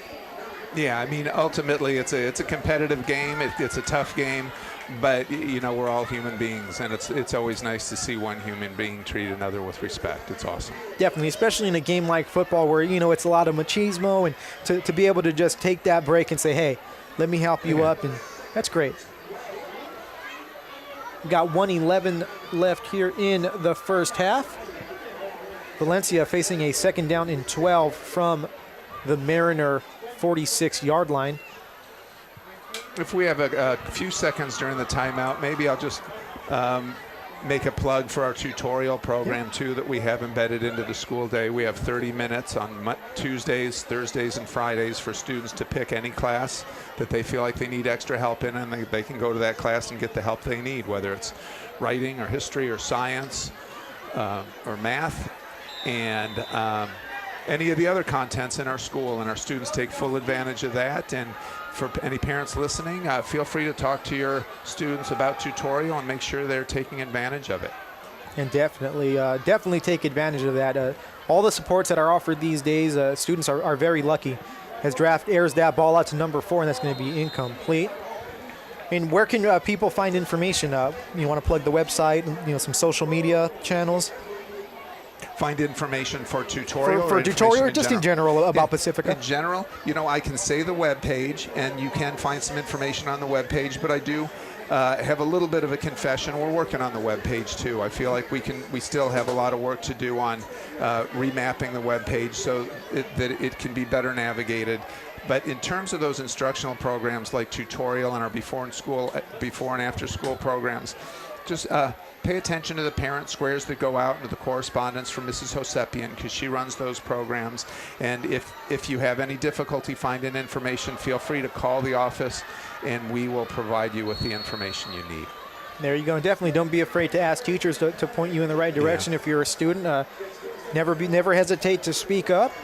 No question is a question that's going to be looked at in a sideways manner. Yeah. And they're always welcome. As it looked like draft took that ball out to the right side. It looked like he had the first down, but he's going to be 1 yard short, and it's going to be a 4th down and 1 yard for the Tigers from the Mariner 35-yard line or so. So let's see if they can pick up this first down as we have 57 seconds left here. And that's an easy pickup. That's going to be a first down, but he did not get out of bounds, so the clock will be running once they get this ball set. So let's see if Valencia elects to call for a timeout or just try and get a playoff here. Draft takes a pass, looks to pass. Passes over to his right to number 33, Joel Guerra. He's got himself a little bit of time back there to throw. Not too comfortable, but enough time to get that pass off.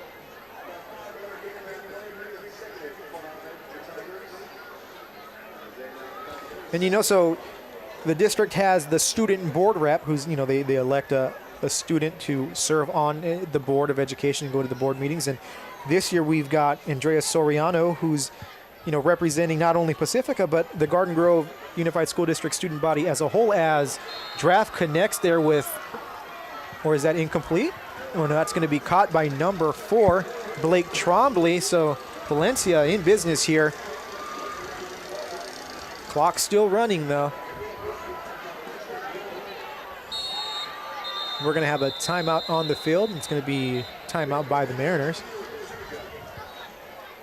Andrea's here tonight, Mr. Moore. I'll track her down. Maybe we can bring her upstairs and she can chat for a few minutes. Definitely. She is definitely, she's got a spot here. She'd like to come up here and talk about her experiences so far as the student board rep. And tell us about her, her overall experience here at Garden Grove Unified. So definitely, if she would like to come up here, the spot is open. Just to finish, one last thought on the tutorial too. Monday is what we call homeroom, and the students all meet in their homeroom class for 30 minutes every Monday. And we do some community building activities and things like that in there. But what the students do that's really important is that's where they set up their plan for the week on how they're going to use tutorial on Tuesdays, Thursdays, and Fridays. So if any of our parents have questions about what their sons and daughters are doing Tuesdays, Thursdays, and Fridays, a good place to start is to talk about how they're planning their week during Monday tutorials. And, planning is definitely important in just trying to kind of blueprint your week. Yeah. That way you have a better understanding of what you need to work on and what you'll be working on. Yeah, absolutely. Draft drops back to pass, has a man to the left, and that's going to be flags on the play. And it did look like there was a little bit of extra contact on that play, and that's going to be an automatic first down and maybe halfway to the end zone there, halfway to goal line. And 16 seconds left here. Mariners trying to stop the Tigers from scoring just before the half, as the Tigers will be getting the ball back to start the second half, so you don't want to let them have too much momentum and get themselves right back into the ball game with a few quick scores here. We're going to have another timeout on the field.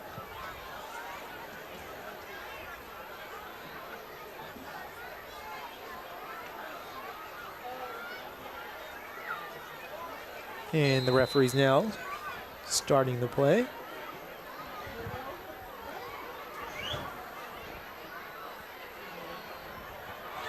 Draft takes a snap, hands off to Villanueva to the left side. He's going to be into the end zone. That's going to be a touchdown for the Tigers. So the Tigers mounting themselves a little comeback here, pulling within 10 points, pulling within 11 points now, pending this extra point. 9 seconds left to go here in the first half. The Tigers scoring a quick 13 unanswered points.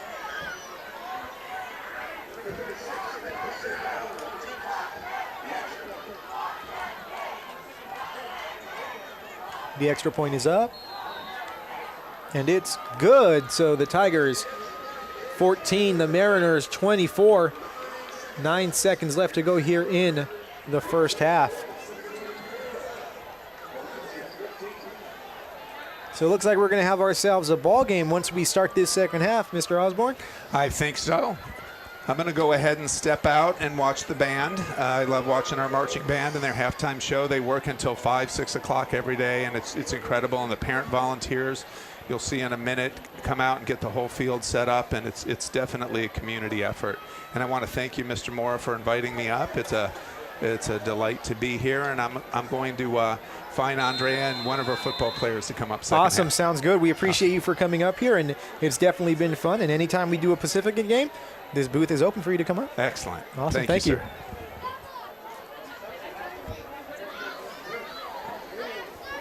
And of course, we will have that band performance for you once halftime starts, so stick around. We give you football and a show here on Garden Grove Unified School District Friday night football, or high school football Friday night. High school football Friday is what we call it. We'll get better at putting the plug of the name of the show here every now and then. As the Mariners receive that ball, it's going to be Lovey Clark taking that ball at about the 9-yard line, takes it up to the 30, still on his feet, before being brought down at about the 31-yard line. But there's 1 second and no seconds left here in the first half. So it looks like that will be the last play of the half. The Mariners going into halftime with a 24-14 lead here against the Valencia Tigers.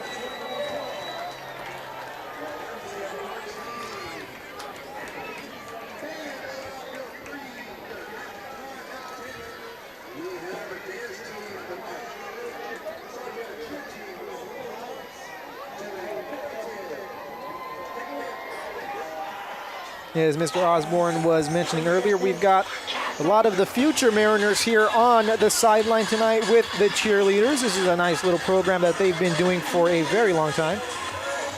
A lot of cheerleaders coming back and being a part of the program after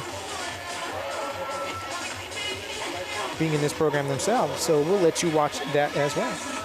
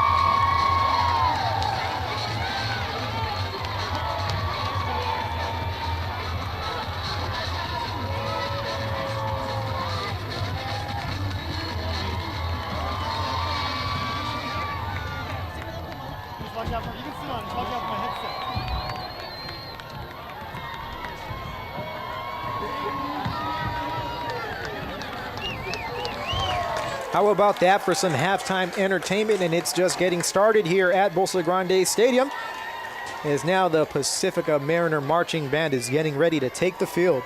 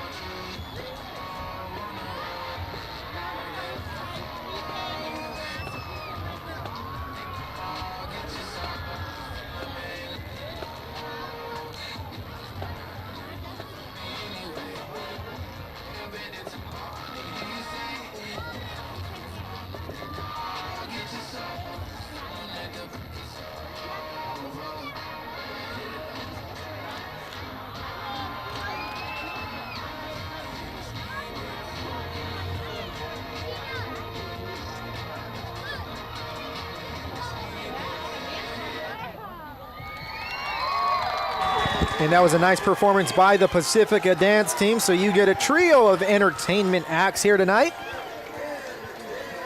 And now here we go. The Marching Mariners are taking the field.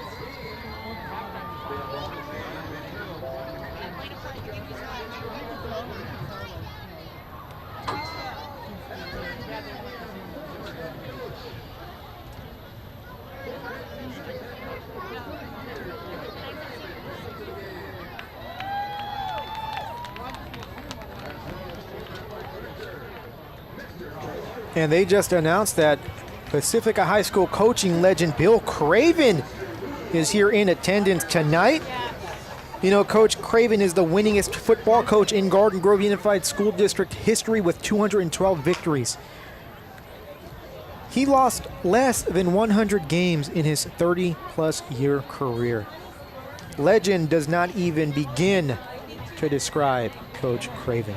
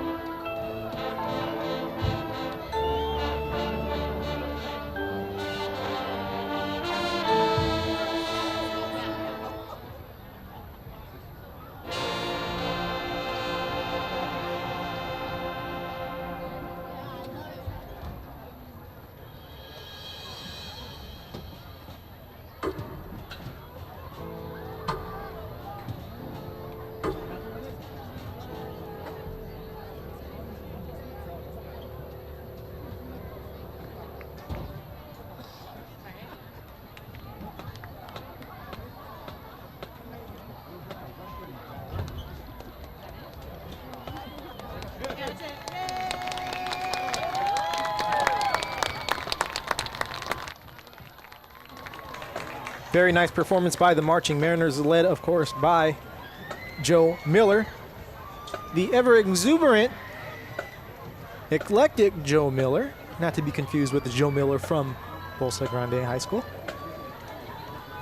You can catch these Mariners at the Band Showcase in November, which we will most likely be live streaming as well. That's always a great event to be at. I've been able to be at least, I want to say, 4 of them. It was amazing for it to return last year after a hiatus.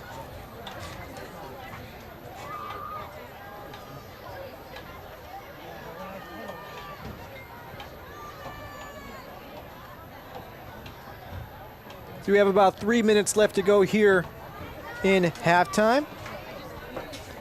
Mariners holding on to a 24-14 lead, and I'll say holding on because the Valencia Tigers came on strong there to end the second half, scoring 14 unanswered points after the Mariners scored 24 quick points, 14 points coming off of pick sixes, another 3 coming off of a fumble return or a fumble recovery by the Mariners on the Valencia Tiger opening drive, which led to 3 points for the Mariners. And then, of course, a touchdown by the Mariners, accounting for those 24 points.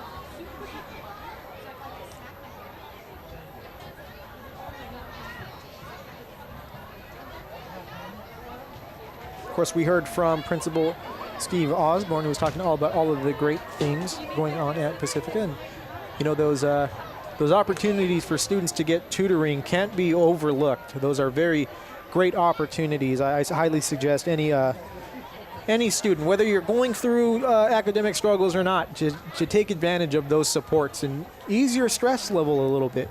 I definitely know how hard it is to be a student in this day and age. I finished my college career not too long ago, so definitely take advantage. I wish I had a lot of the opportunities in high school that a lot of these students have with the CTE courses, with the help before and after school. And, you know, perhaps I didn't take advantage of those and they were there when I was there. So I just say, take advantage of them. Look, if you don't know if they're there or not, ask around.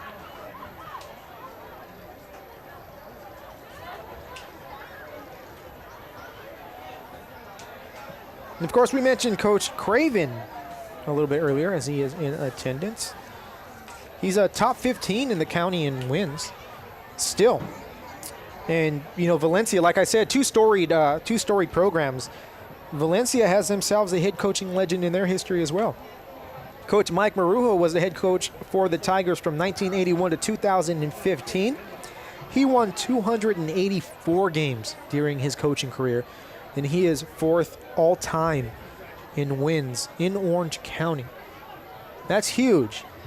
You know, he, like I say, we mentioned how many title games they went to earlier and how many title games they won. And he took his team to 6 title games. So, very hard thing to do. I think maybe we have 6 total here in the district. Rancho Alamitos had 3, or we have more than 6 here in the district. Bolsa had 1, Los Amigos had 1. Pacifica's got, I believe, 4, so that's 6. Rancho's had 3. I believe Grove has had 4. So not bad.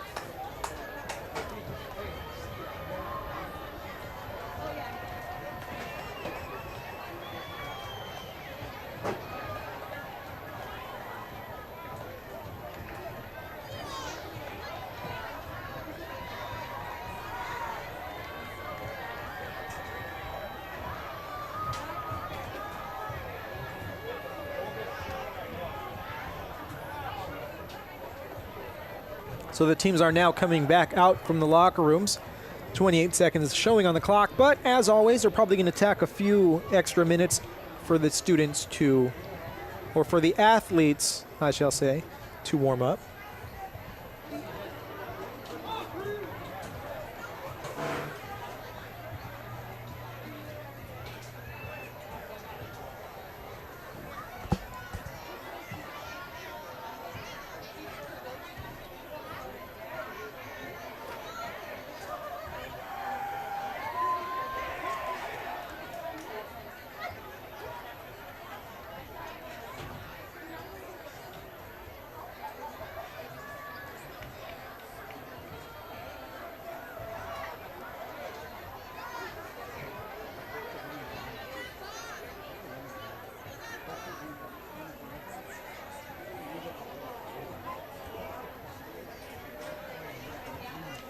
And, of course, they tacked on about 3 minutes, so we're about 3 minutes away from the action here. It's been all defense for Pacifica. 17 points coming off of Pacifica forced turnovers. Offense scoring 10 points, but probably not the kind of performance you want your offense to have. You definitely want them to pace the defense or maybe outscore the defense. So let's see if the Mariner offense can outscore the Mariner defense here in the second half. And they're going to need to hold Valencia at bay, and they seem to have all of the momentum going into the second half. They will be receiving the ball, so they could cut this lead down even more and get to at least within 2 points, depending on how things shake out here. Last year, same thing. Mariners jumped out to a big lead. Noah Salas was passing the ball all over the field, ended up breaking a school record, ended up breaking two school records during that game at Bradford Stadium.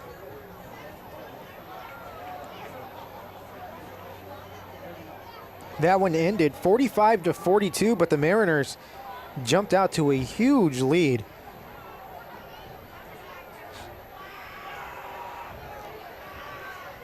Matter of fact, the Mariners held the Tigers to 7 points in that first half, and the Tigers ended up roaring back and scoring 35 points in the third and fourth quarters. So Mariners not wanting a repeat of last year, looking and hoping to keep this team in check here in the second half.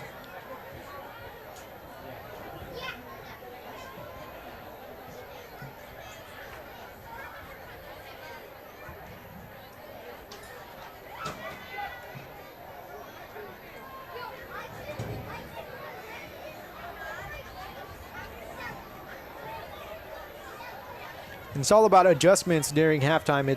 Second half is going to be won by the team that made the better adjustments. This is where you kind of separate, talent from, those coaches who are using strategy to their advantage. So it's going to be very interesting to see how both teams come out here in the second half, particularly here in the third quarter. Last week we saw Rancho Alamitos score a bulk of their points in the second half, and kind of struggled in the third quarter, but ended up holding on to win that game. The week before, we saw Santiago just run all over. Who was it? Run all over Magnolia. And the week before that, we had La Quinta score, most of their points in the first quarter and then in the fourth quarter in their loss. But they roared back from a 14-point deficit to lose that game by 1 point.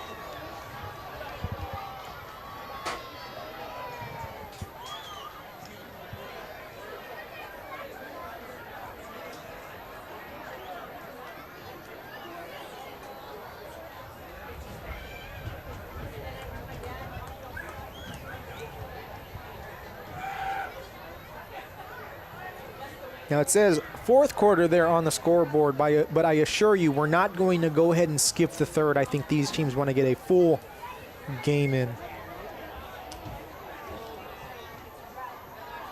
So last year in this Valencia game, Noah Salas threw for 395 yards and 7 TDs. Had himself an astonishing 154.6 QB rate.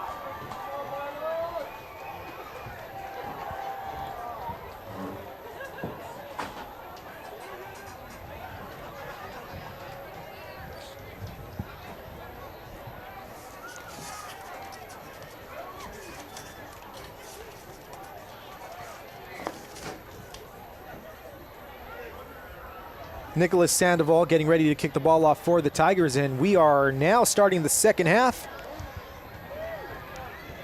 That ball picked up at about the 2-yard line, bounced out to the left side and taken up to at least the 16-yard line.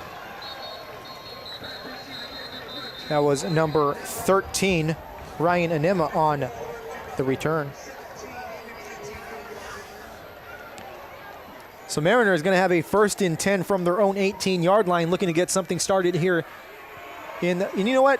I should have realized that the Tigers weren't getting the ball back here in the second half because the Mariners deferred to the second half. So that's my apologies. The start of the game seems like such a long time from this point, even though it wasn't. Like I said, Week 10, we're going to have it all dialed in, and Week 11, we're definitely going to be perfect.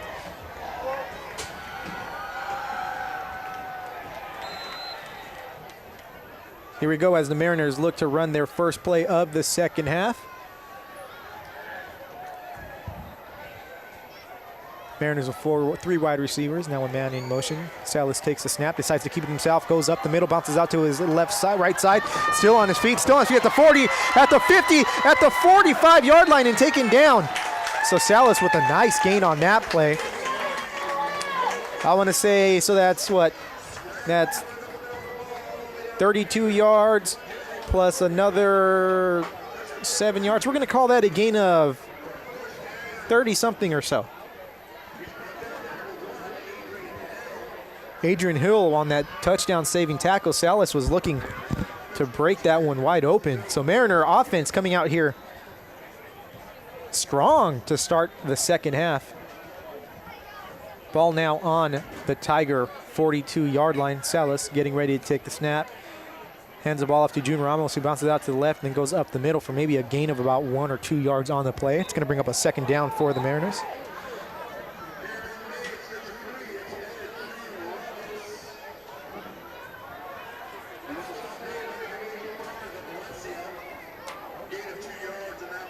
It's going to be a gain of 2 yards, so we're going to have a second down, like I said, and 8 here for the Mariners.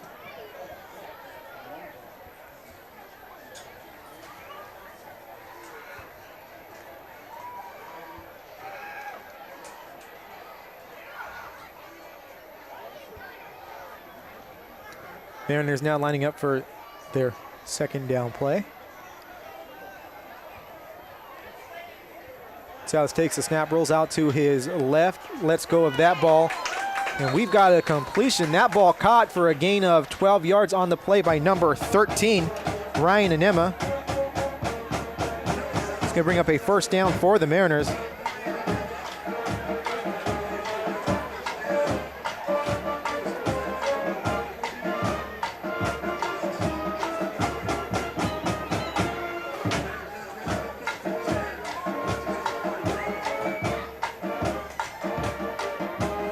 The Mariner offense driving here early into the second half. This is exactly what you want to see coming out of halftime.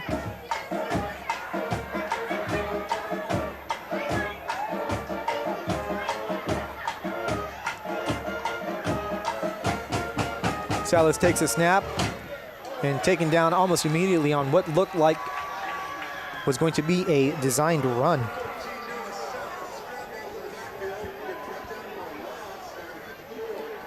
Going to be a loss of 2 or 3 yards on the play. Going to bring up 2nd and 13 for the Mariners.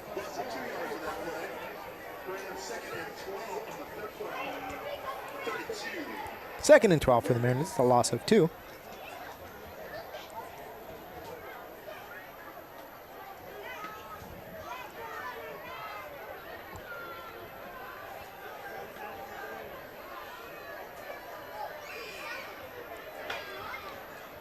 Salas getting ready to take the snap. Ramos to his right.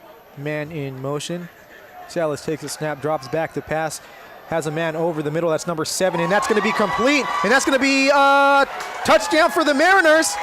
And there's the signal as number 7, Kobe Nguyen, takes that one in for the end zone, dragging a Tiger or 2 with him. And the Mariners are going to take a 30-14 lead here in the third quarter. So this is exactly what you wanted to see. Like I said, how were they going to come out? What adjustments were going to be made in the second half? And this offense, Coach Franzman went in there and made the perfect adjustments. They came out, scored 7 points, and took a little bit of that momentum right back from the Tigers, who looked like they had most of that momentum going into halftime as they scored 14 unanswered points. But those 14 were just answered right now by a big pass play from Noah Salas to Kobe Nguyen. And the extra point is good, so the Mariners take a 31-14 lead. And I want to say that was about a 42-yard reception. I could be wrong, though. I'm just guessing.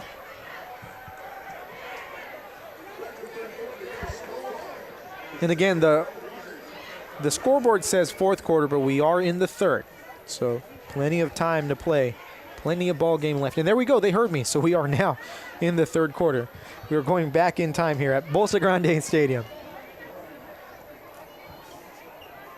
Ethan McLaughlin ready to kick off for the Mariners. Back deep for the Tigers are Keegan Munoz and someone.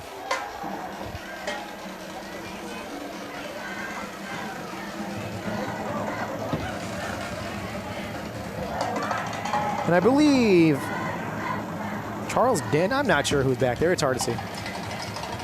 The kick is up. Fielded at about the 15 by number 26, who bounces it out to the right side, still on his feet at the 40, still on his feet at the 45, and brought down at about the 48-yard line. That nice return by number 26, Keegan Munoz, puts the Tigers in really good field position.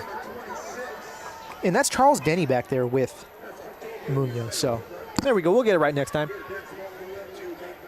So here we go. Let's see if the Tigers are going to answer right back. Like I said last year, it ended up being a very, very down to the wire wild game, as both teams were just slugging it back and forth in the second half. And it looks like we might have that same thing here, and it's going to be who is going to outlast who.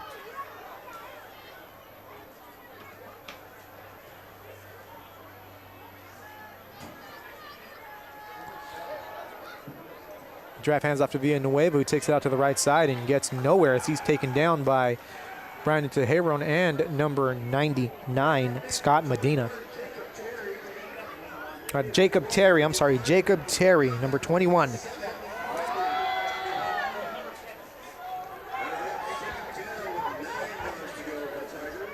going to bring up a 2nd and 9 for the Tigers. Mariners scoring in about 3 minutes there. So quick strike. Draft getting ready to take the snap. Fakes the handoff, looks to pass, rolls out to his left and decides to keep it. He's got a little bit of room, going to get himself at least 8 yards on the play. Not a bad decision to just tuck it and run. And that's going to bring up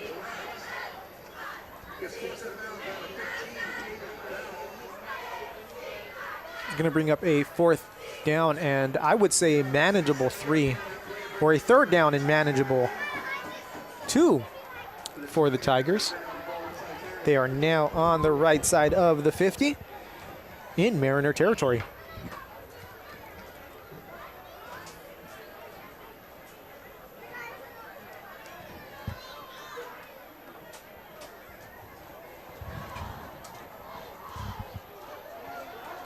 Draft hands that ball off to Terry, who's taken down almost immediately, so exactly what the Mariner defense needed here on 3rd down.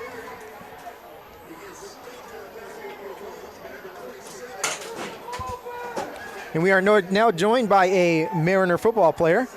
Introduce yourself, young man.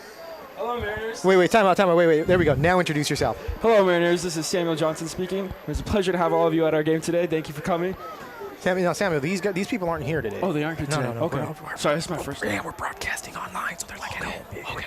Don't worry. Thank you for watching from home. We won't tell anyone. Thank you, Samuel. So what are you seeing so far tonight? How are you liking your team's performance? Right now, I'm seeing a lot of energy from our team. We had kind of a rough offseason, getting back together with everything, whole new coaching staff. And right now, we started off really, really strong in the first half. I would love to give a big shout out to our starting middle linebacker, our big leader on our team. He's a senior, Ryan Risk. He had 2 pick sixes in the first half. Really started our energy, getting that going for us. And right now, just couldn't be happier to be a part of this team. A lot of awesome guys, constant energy, bunch of positive guys constantly pushing each other forwards. That's really what's getting us to this game right here.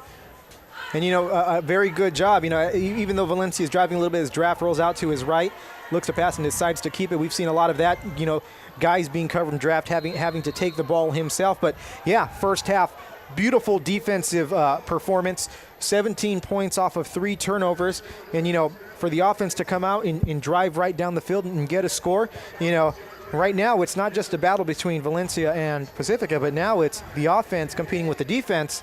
And it's actually we'll say 10, or it's now 14-17. The defense is still leading by 3 based off those 17 points off of turnover. So offense hoping to, score more points so they can score more points than the defense tonight. But not a bad performance by the defense at all, as Terry takes the ball to the right side and gets maybe 2 yards on the play. So, yeah, like you said, a rough start to the season, but like you said, a bunch of positive guys and guys who weren't going to let that start affect you. And tonight, that's definitely showing. So tell us a little bit about yourself. So I am involved in school as much as I possibly can. At school, I am a part of our ASB, and I am one of our athletics chairs. So constantly trying to do my best to spotlight our athletes and really conjoin our student body with our athletes, not just football, all of our sports, really kind of just bring up some school spirit. Well, you can't see it right now, but you'll see pictures out later of our Mariner Mayhem student section. Today is our neon out game, and they are, really just showing their school spirit, and that's been my main goal on ASB and in football, is to really just bring the students together to really just create a better community for everyone after these past couple of just rough years. Samuel, I have to say, the first thing you started talking about, it wasn't that, about your football. It was about campus. And that's awesome. That just goes to show, that it's more than just athletics, right? It's all about, it's being about that well-rounded person, being that person on campus to bring people together as Draft again rolls out to his right side after not seeing anyone open. And it looks like that might bring up a 3rd down and 2 situation here, or 4th down and 2 situation here. Or 4th down and a little bit more, but that's awesome. Mr. Osborne was talking a little bit about the campus life, and you mentioned it, how you're trying to bring everyone together. And, Pacifica, one of the more intimate campuses, one of the smallest student body of our high schools, aside from here. So, the fact that you guys are able to do that I see that the Mariner Mayhem was getting some love on Instagram last week from one of the student section Instagram profiles. OC student section was giving them a little bit of love, so it's good to see, and it's great to see students back, right? And I'm sure you're glad to be back on campus without, having to kind of wear masks and juggle different schedules, and so, it's great that you led off by talking about, the campus part of what you do. Now tell us a little bit about the football side. About the football side, man, Mr. Moore, I cannot talk more. Just more about these guys. These guys are they're working every single day of the week. Right after the game tomorrow, they'll have early morning practice, going over the game, kind of, flushing their bodies out, watching film, getting ready for the next week. These guys non-stop working. And I've been out from a concussion for a while now, but these guys are always working, always lifting each other up. They don't stop. They're all student athletes. Some of them have... And not to interrupt you, Samuel, but we've got a turnover on downs as the Mariners stopped the Tigers here on 4th down. So your defense. That 4th down is a big stop right there. That'll really give us some momentum on offense. I hope that'll get us going some more. And very deep stop is they're going to, the Mariners are going to get that ball back at their own 19-yard line. So another big defensive stop here. So, yeah, like you said, your team's obviously been working hard, and they're putting work in on Saturday as well. It's not that much rest for athletes who aren't just athletes, they're student athletes, so that student's a big part. So putting in a lot of work, right? So tomorrow you're probably going to be over there. Are you going to be with the guys tomorrow? Tomorrow I'll do my best to be with them depending on how I'm feeling. Like I said before, I have a concussion right now, but right now just doing my best to support the team as, we're all trying to support each other through this game right now. Sal is still on his feet. Gets a gain of about 15 or 16 yards as the Mariner offense is rolling once again here on their second drive of the half. May I say something about Noah Salas? Of course. Noah Salas, I've known him since, we were kids. We used to play flag football against each other. I always hated playing against him, but now I'm more than happy to be on the same team as him, and he is such an amazing dual threat quarterback. He is completely calm and relaxed during any point in the game, always lifts his teammates up, and just really does a great job at being the glue of our offense and really driving them. If there's ever a play, we don't have anything to do, we just need a play. I would call Noah's number, whether he's throwing the ball, running for his life, or whether he's taking the play with his legs. He is an amazing athlete and an even better person to have on our team. And very well said, as Noah just completes a pass there to the left side to number 3, and that's going to be June Ramos, of course. Got to know that number, right? Got to know that number. June having a great year last year and a great year so far this year as well. Oh, yes. June is another amazing athlete. Last week against Banning, sadly, he was hurt. He had an injury with his calf. So, he wasn't able to play, but we had another one of our seniors step up. We had Henry Q come and play running back, and he did an amazing job. But, boy, are we glad to have June back here running the ball again. There you go. Very well said. Sam, I have to say, you're a very well-spoken young man. Oh, thank you, sir. Very good. I love it. Hey, We're going to have to bring you in full-time. You're just going to have to tell Coach you're done with football. You're going to be our full-time broadcast partner up here. Oh, thank you, sir. I would love that. That would be awesome. And we've got a flag on the play, and it looks like it's going to be on the Mariners, so not exactly what you want to see here. Not too bad, only a loss of 5. Could have been a lot worse, so it's going to bring up 2nd and 9 here for the Mariners. And we're more than halfway through here in the third quarter. So can you tell us a little bit about what was said at halftime, as we see this offense coming out, with a different sense of energy? So at halftime, obviously before we started off really strong, but then towards the end, Valencia, they had really good field possession. Our defense was on the field a lot longer than we would have liked to been. And, Valencia, they came out, they were running strong, and they, scored 2 touchdowns on us right towards the end. Now, Valencia, I'm sure, coming off the half, they looked like they had some momentum. They had just scored. I'm sure they were hyped in their locker room. For us, it was all business, really just kind of doing our best to, spark that motivation again, spark that drive, get us going and rolling again. And right now on offense, you can see, despite the flag there, we're able to keep going and moving forward. There we go. Yeah, as they are now on the right side of the 50, marching into Tiger territory after that nice passing catch play. Salas getting ready to take the snap, hands up, but nope, keeps it to himself. Fake to Ramos.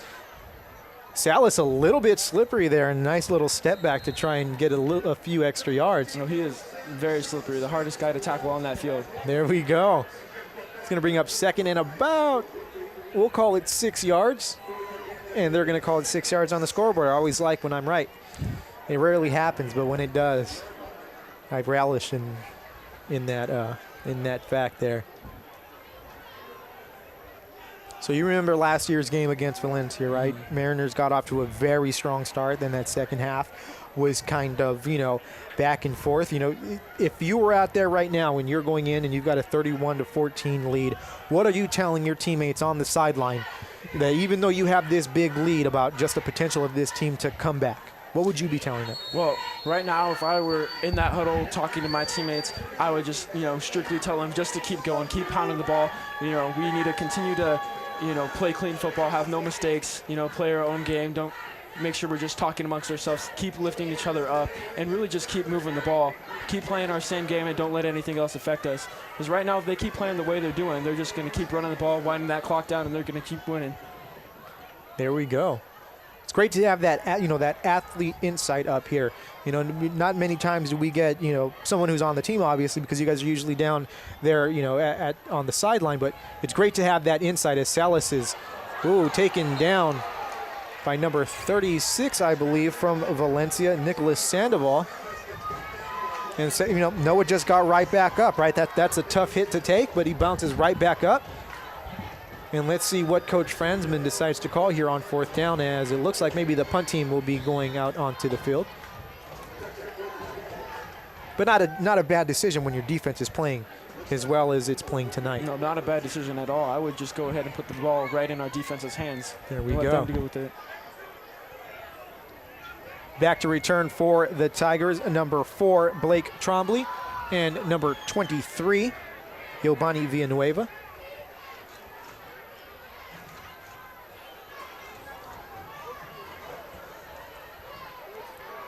Not a bad punt there, as it lands at about the 25-yard line and takes a little Mariner bounce to about the 23.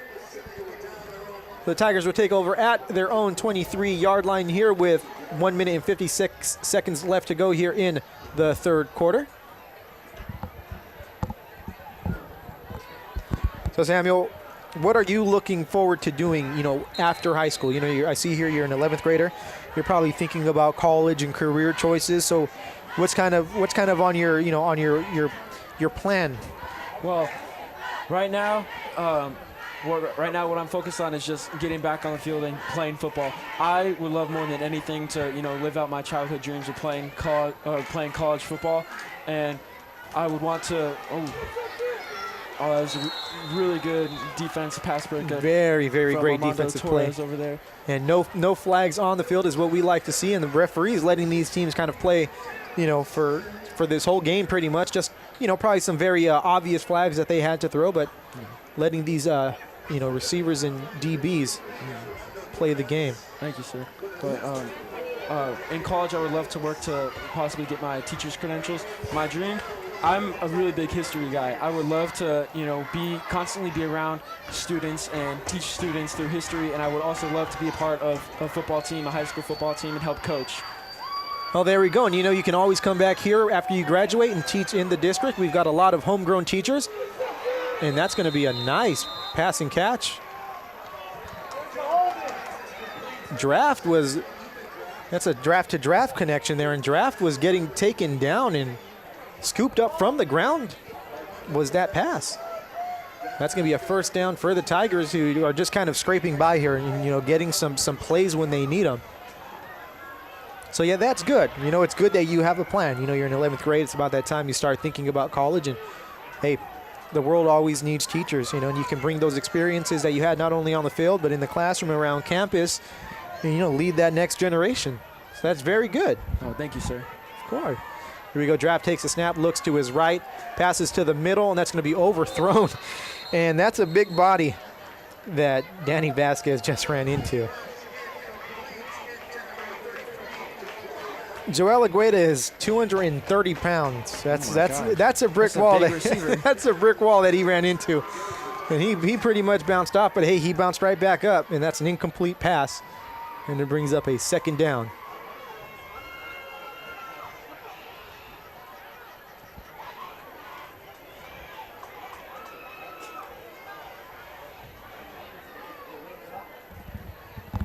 And what college are you thinking about going to? What college? Right now, I'm not sure. You're not sure? Right now, I want to get on the field. I want to see if I can get, hopefully be able to get some highlights and get recruited by some college. I'd be happy to play football anywhere. What would be your dream college as we just see an incomplete pass there by Draft? My dream college? I would love to go to USC. I've always been a huge Trojan fan ever since I was just a little kid. I love watching them play football every Saturday. Gosh, USC is just that's my dream school. There you go. If I could pick anywhere in the world, no questions asked, USC. There you go. And yep, USC had themselves a very good dynasty going there when you were probably started watching football. So can't blame you on that one. That's a good choice, especially now. I have a feeling that they're going to start coming back up and getting some of those glory days of Bush and Leinart and Sanchez back. Now with Caleb Williams and then Malachi Nelson in a few years and Coach Riley. And that's going to be another, that was almost picked off by number 6, Michael Takayama. He's going to wish he had that one after watching film tomorrow, right? He will. I'm sure we'll talk about that on the chalkboard soon. But, it's a great play that he was able to just, always be around the ball and find the ball. And yep, and that's going to bring up a fourth down for the Tigers, who are going to punt the ball back to the Mariners with 54 seconds left to go here in the third quarter. We were talking about this Valencia Pacifica matchup, and in the past 16 years or so, I think maybe 20 years or so, they've played about 16 times, and Valencia's got themselves a 10-6 advantage, but over the past few years, the Mariners really taking it to them, as the Mariners have a 2-game winning streak against the Tigers going into this game. Got to get away from that ball, and it looks, oh no.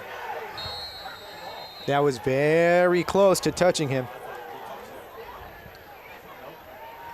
It looked like from up here, and I'm sure if we watch that replay back, it might have grazed him, but the referee didn't see it, so we're going to scrub that from the records.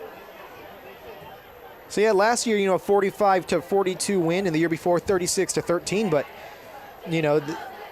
the Mariners just in a little bit of trouble with the Tigers. The first 3 meetings, and this is since 2006, first 3 meetings were all Tiger wins. The next 3 were all Mariner wins, but then the Tigers rattled off 5 wins in a row before losing in 2017 to the Mariners, and that was a very good team in 2017. Salas looks to pass to his left side, and looks like he may have had a man open. Is that a complete?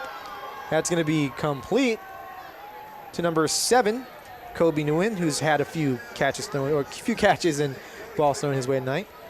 Kobe Nguyen is an excellent player, and he's an excellent person. He is also on our ASB. He plays football, and he plays varsity volleyball as well. He would be another amazing person to come and have speak. Kobe, just such an amazing role model and such an amazing player. I love that insight, right? You're giving us some insight on some of the players. You know, being an ASB, that can't be easy, right? You have a lot of early mornings, a lot of late nights, right? Always a lot of early mornings and tons of late nights. Looks like we have a timeout on the field.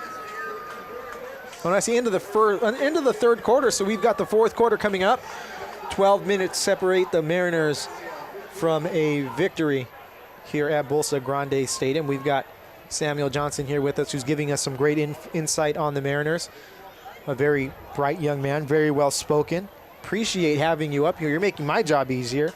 You know, I have to, be up here and try and fumble my way through things and make it seem like I know what I'm talking about. So to have someone in here who actually knows what they're talking about, you're making me look good. So thank you, Mr. There you go. I'm just happy to be here. Thank you for talking to me and having me here. Oh, hey, of course, definitely. It's an awesome opportunity. Definitely. So what are you expecting here in the fourth quarter? Right now, I'm expecting us to, hand the ball off to June Ramos, kind of get his legs going, really do our best to wind down that clock towards the end. Maybe if we can get another score up, we'll hopefully get some of our younger guys in there, get them a chance to get around the ball. And, I'm expecting Valencia to, I don't think they're going to give up at all either. And I'm going to put my defense out there, and our defense is going to play hard like they've been playing all night. And I think we'll do just fine if we keep playing the way we're doing. There we go. See and that's what I'm talking about. I'm just about to just lay back and just let you call the rest of this game. I'm gonna go to the snack bar and get me some chili cheese fries or whatever they have down there. Oh, that ball bouncing off of the hands of number 10, Zachary Haas. There's another one. He's gonna see film tomorrow. He's gonna wish he had that one, right? That would have been a first down, as it's now 3rd down and 2 for the Mariners. But like you said, you try to get June Ramos here. There's no way that Valencia can stop him on every rush. He's due for a long run. He's due for a big gain here. And hopefully, maybe on this play, it's going to be it. We'll call it right now. It's going to be a handoff to June. It's going to be a first down. Let's see if we get it right.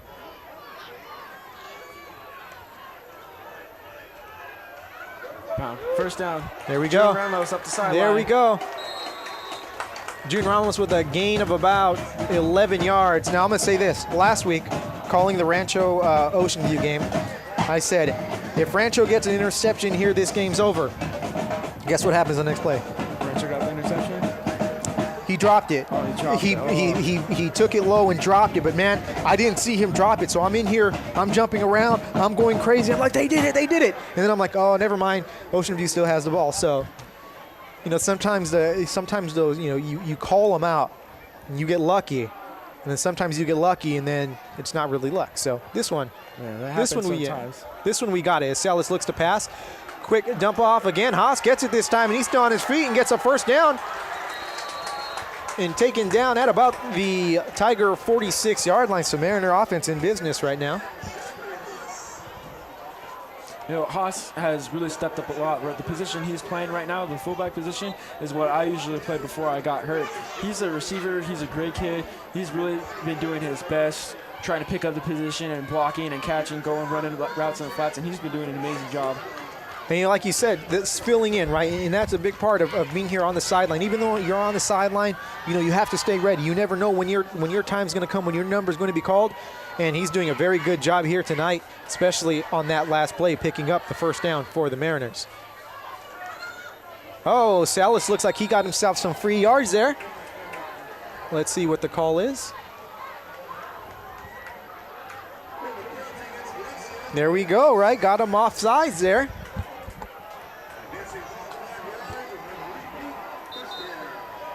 And clock running, so right now it doesn't seem like the clock's a big deal, right? It's a 17-point deficit, but as the time starts winding down, clock's going to start becoming an issue once we start getting into like 8 minutes left, 6 minutes left if Valencia can't score, or if the Mariners end up scoring here.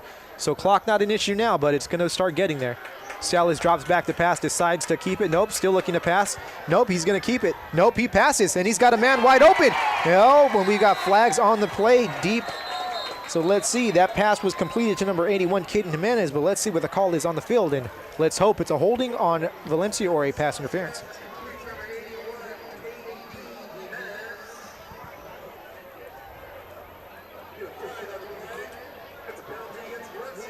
And there we go. So it's going to be against Valencia.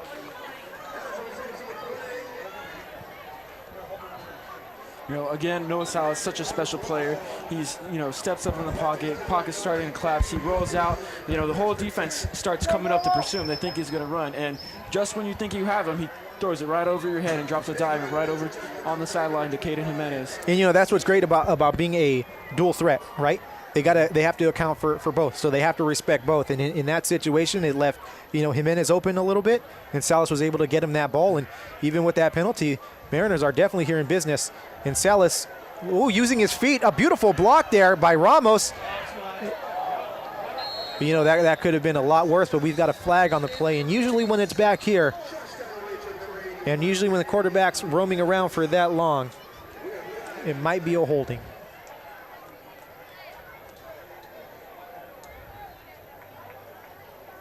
You know, like that's block in the back, right?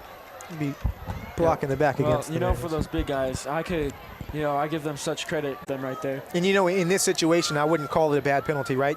You know, you would have been this far back anyway. Salas was deep back about where the ball is, and if you let him go without holding, then maybe he takes a big hit, and, you know, you never know what's going to happen at that point. So, you know, sometimes you gotta get a little dirty, right, to keep your guys safe. So yes, sir. It's going to be a first and long for the Mariners. Salas quick pass to Ramos to the left side, and Ramos gets around and gets maybe math too much. You know, I just showed up to class and got the credit when I could.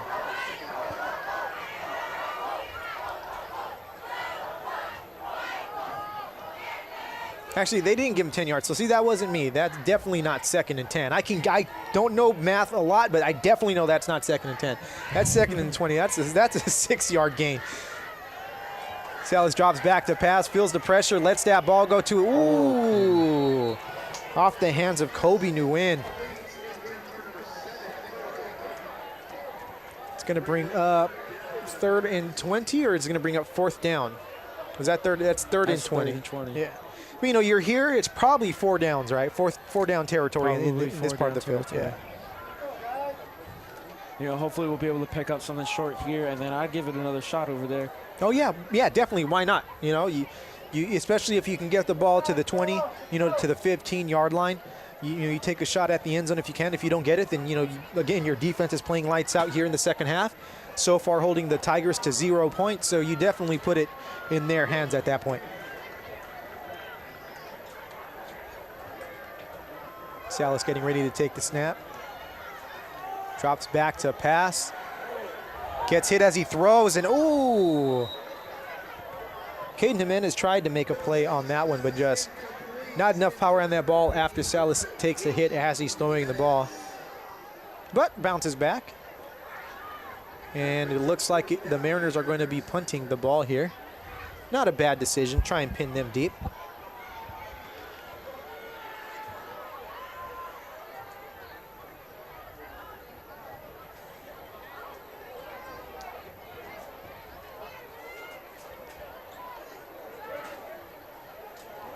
So, did you grow up in the Pacifica community?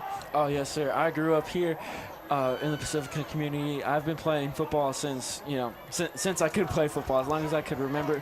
I remember coming up to Bolsa every Friday, coming and watch the games, and just be in awe as a little kid. Like, wow, I could not wait to just touch this field and come out and play with all these guys, play some real high school football.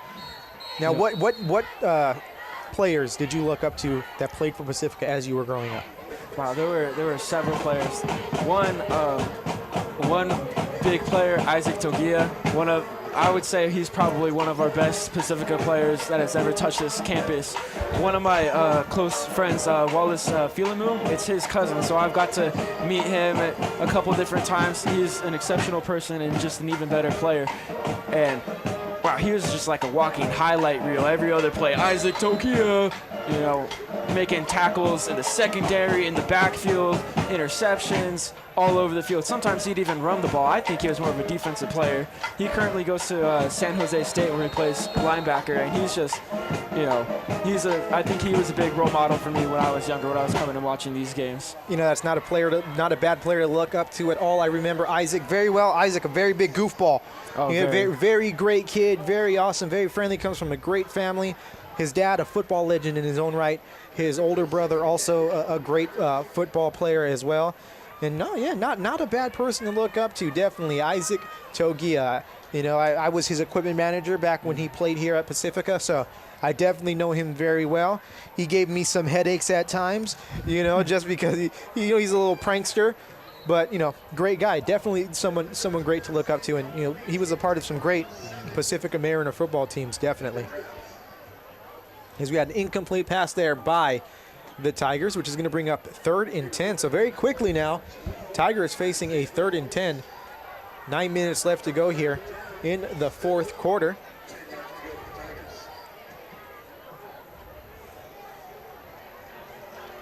So so you understood, what it was going to mean to put on this uniform, right? All of the history that comes with wearing that Mariner uniform, and it dates back to just farther than Isaac, as Valencia has themselves a complete pass there, and number 1, Alex. How do you say Alex's last name? Alex Kostescu. Alex Kostescu. There we go on the stop there. But yeah, right. So it's not just that mid-2010s success, right? So they had success in the 70s and the 80s and the 90s and the 2000s, and that's got to be something that you guys, look at and you want to try and replicate, right? Oh, yes, sir. We're really just doing our best to, keep grinding, keep building as a team.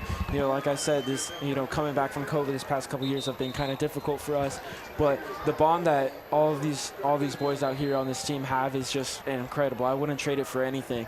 We've had some tough losses and we've had some great wins too. And I really hope that, just regardless of what happens with the rest of our season, this is a phenomenal football team, a bunch of just amazing guys. And, something that I'm incredibly just proud to be a part of. And I hope a bunch of all the little kids that are watching this right now really just get excited to come and play football, whether it's for Pacifica or for whatever, high school football. Gosh, the community, the love and the passion that's around it, just best sport, best place to be, really. Very well put. Definitely, even growing up, I was, the same way you were with Pacifica. I was a big Rancho fan. I looked up to guys who played there, and I remember Pacifica breaking Rancho's hearts, when I was a kid. A little hard to forgive, but definitely a great program that they have here, and for you to be a part of it, that, it's definitely got to be awesome for you. Oh, it's amazing to be a part of this program.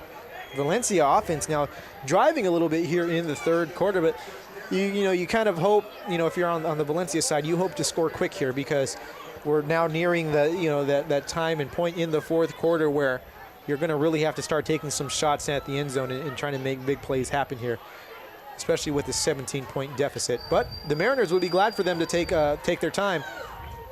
That's going to be incomplete. Looks like it was going to be intended for draft. And again, we thank you all for tuning in here to Garden Grove Unified School District Athletics High School Football Friday. Always a treat to bring you the action here. I called 2 Mariner games last year. I called the Tustin game and the Cypress game. The Tustin game, not as exciting, but that Cypress game was. Gosh, that Cypress game was really, really close. It was awesome. The last couple of seconds. Oh yeah, it was a real awesome game to call. I mentioned when Pacifica and Cypress play, you throw away those records, and this is the big play that Valencia needed, and they're going to get into the end zone and cut this deficit to 11.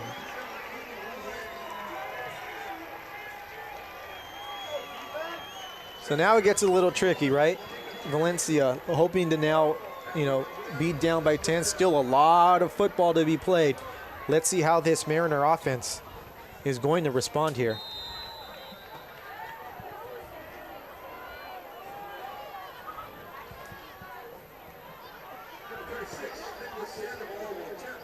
So let's see if they can knock this extra point in and cut this deficit to 10. And you're right, Valencia was not going to go away. They're going to stay in this ball game as long as they possibly can.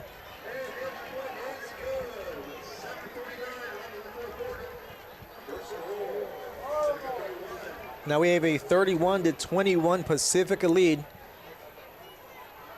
Mariners scoring here to make it 31-14. And Valencia offense finally waking up here in the fourth quarter. We have a ball game on our hands.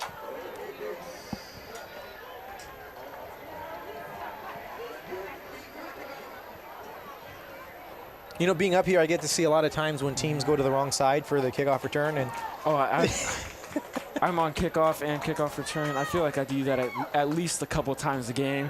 You know, at least for kickoff, right? Like you're in one line, but like, you know, if you're the deep guy on kickoff return and you run to the total opposite side of the field, you know, it looks a little bit worse, you know. So skill guys, you know, looking a little bit worse than some of the, you know, the linebacker, fullback types, right? Looks like Mariners preparing for a squib kick or an onside. And let's see what Valencia elects to do here on this kickoff. Still probably a little bit too early to be going that route, but we'll see. And nope, they squib it a little bit to the middle.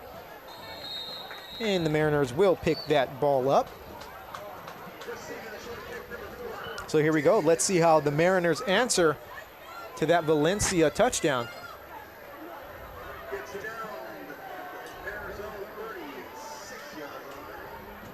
I see Ryan Risk now going in there on offense. So Ryan Risk, an amazing player who does it all. Plays offense, he plays defense. He's all over our defense. But man, whenever you need somebody to just go, you know, lay a hit on somebody, Ryan can actually catch the ball too. He's caught a couple balls this season too. So he's just a weapon, just an amazing athlete. He could be used anywhere. If you need Ryan to go and do something, or if you need someone to go do anything, I would call Ryan for it anytime. Here we go, and let's see as they hand off to Ramos going around the left side, and he's tripped up immediately by number 36, Nicholas Sandoval. So Valencia defense having a really great game plan to stop June here tonight.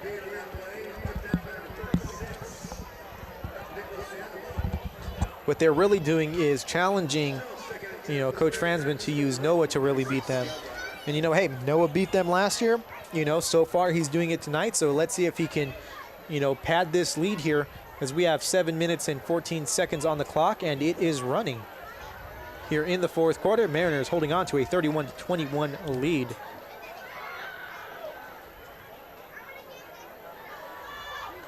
Salas takes the snap, hands off to Ramos around the right side, and there's going to be a flag on the play. The Valencia defense all over Ramos here tonight.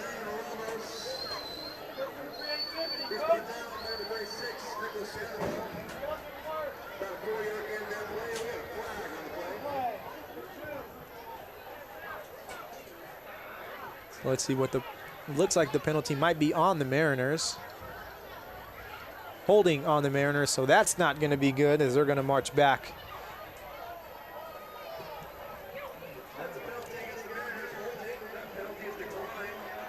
Actually, the penalty is going to be declined, so Valencia not wanting to give the Mariners an extra play here. Very interesting strategy by Coach Gray.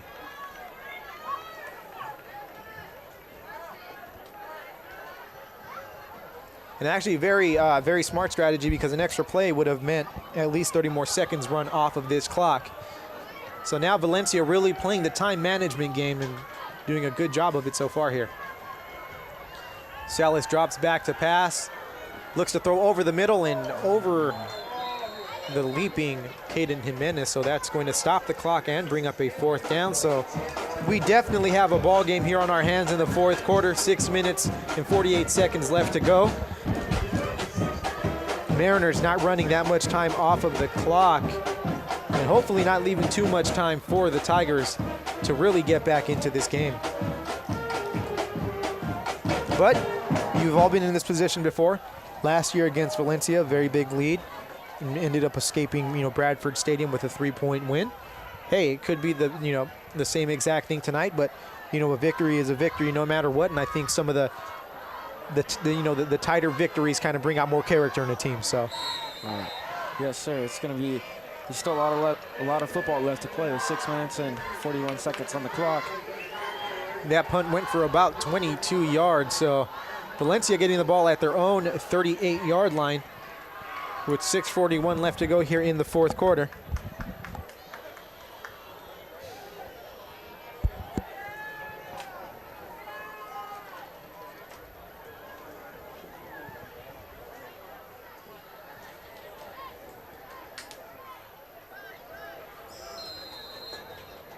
you start to wonder if the fatigue is going to start setting in here for the Mariner defenses. That 3 and out kind of gets them back onto the field after, a pretty good Valencia drive.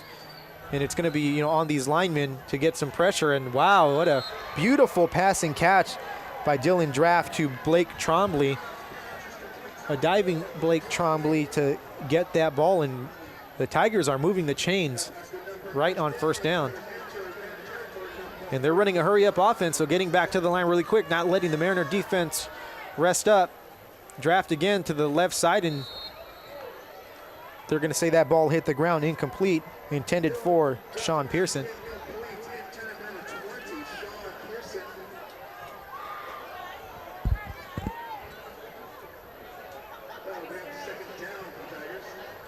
So second down for the Tigers.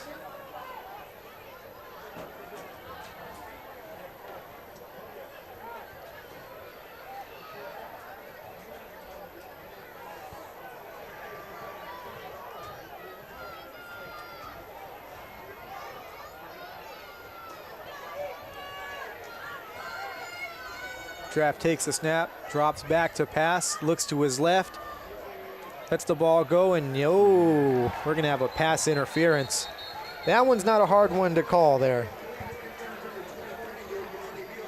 So Valencia getting some free yardage, and not what the Mariners want to see right now.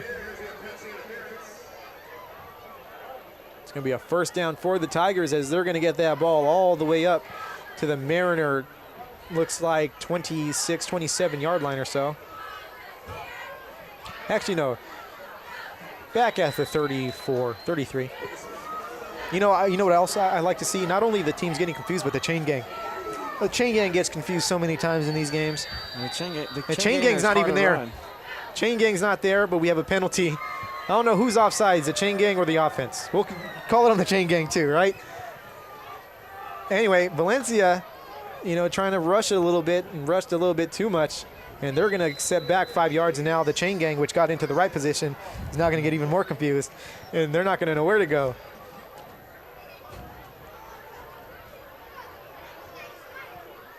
And, of course, the chain gang filled with, lifelong Pacifica Mariner supporters. So they definitely know what they're doing. Intercepted. Yes. And that ball is intercepted by number 1, Alex Cotescu. We'll do it again. You messed me up now. Alex Costecchio. Alex Costecchio. Yes. Alex. She got me confused. I believe that's how it's pronounced. You know what? I'm going to confirm with him after. I'm going to change it. We're going to call him Alex, costing the Tigers an opportunity to score there, as the Mariner offense is going to take over at their own 12-yard line. Yeah. Very big play, and that's exactly what we want to see. Right? Excellent play by Alex, man. He is just such an awesome young man. He really just is constantly working his butt off at practice. This is senior year. He's been doing his best job to really get on the field. Hasn't seen it a whole lot recently, but wow, he's really just proven himself right there. Big turnover right there when we needed it. Now, what we didn't need was for Ramos to run out of bounds there. So, coach has to tell him, hey, inbounds, June, let this clock run down. But hey, 4th takeaway from this defense. And I know, the D coordinator's got to be excited. Tomorrow's film session is just going to be more of a highlight session, right? Our defense has obviously been on the field a lot longer than we had liked to, but, they've done an amazing job. They've stopped them a ton with tons of turnovers and really have been putting the ball in our offense's hands. Let's see if they can produce here. I'm sure they will.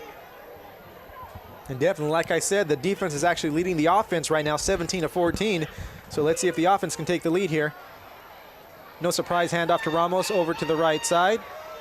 Nice tackle there by number 36, Nicholas Sandoval, who's had his name called here a few times tonight. Now let's see. So it looks like Valencia has all of their timeouts. Here's where you kind of probably start thinking about taking those timeouts, unless they're going to rely on this defense to make a stop here. But we're creeping close to 5 minutes. Still a lot of time, when you think about it.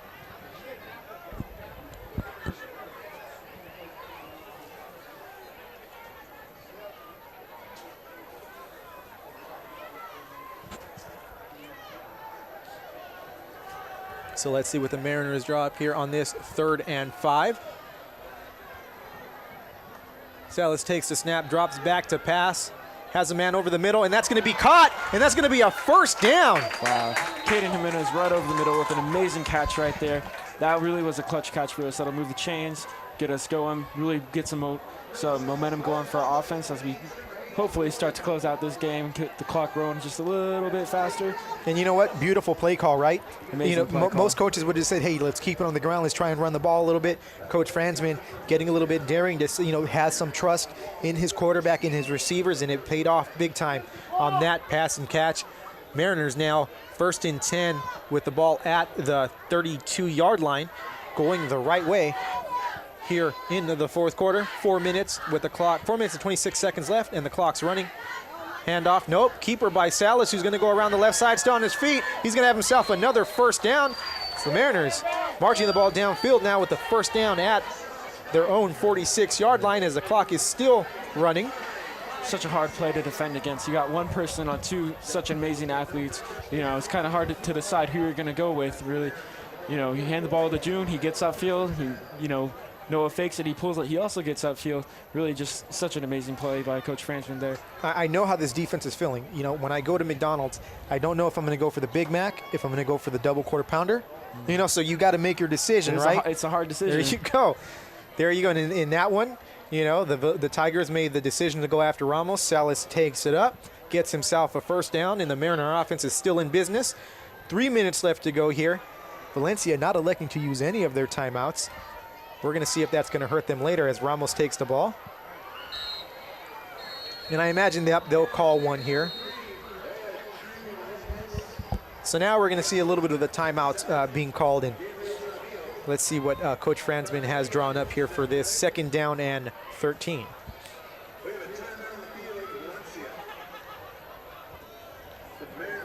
So this game kind of playing out like it did last year, right? Just coming down to the last few possessions.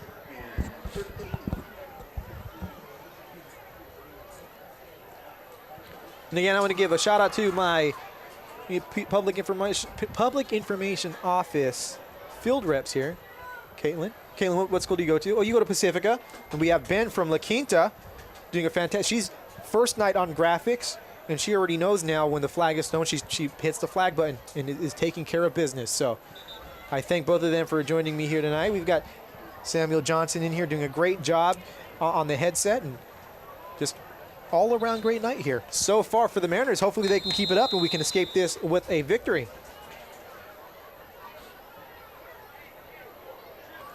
So here we go. I don't want to say it's a big 2nd down, but I think at this point in the game, with the situation we're in, every single down is going to be big until that clock hits 0. Mariners come out with 3 wide receivers. Salas looks like he's going to keep it, and he's not going to go anywhere. That's going to be another timeout by Valencia.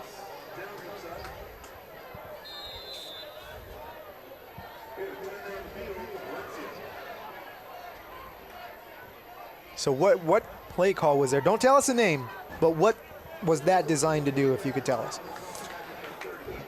Well, we have our running back in motion. He runs a little flag route.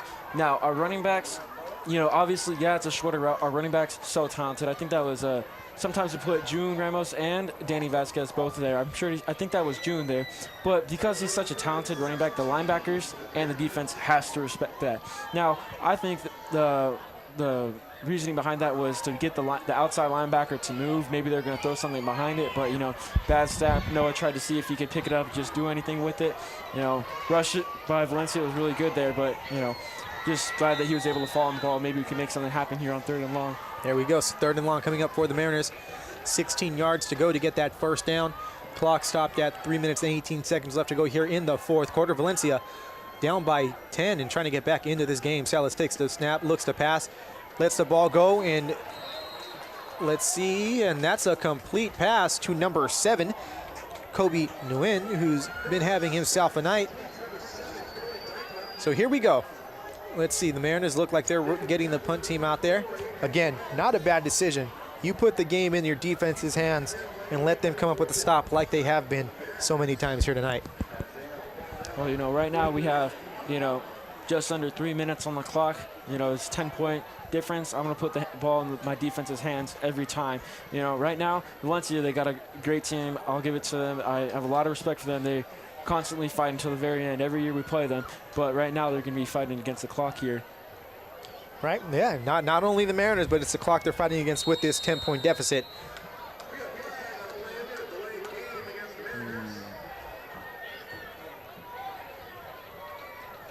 So usually you're okay with a delay of game, right? In the NFL, they're fantastic with it. They're okay with it because you get your punter back a little bit. But in the high school game, the legs aren't as strong.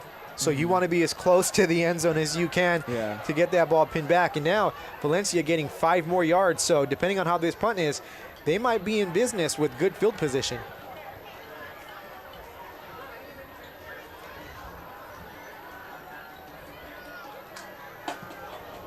Oh, that's a nice punt.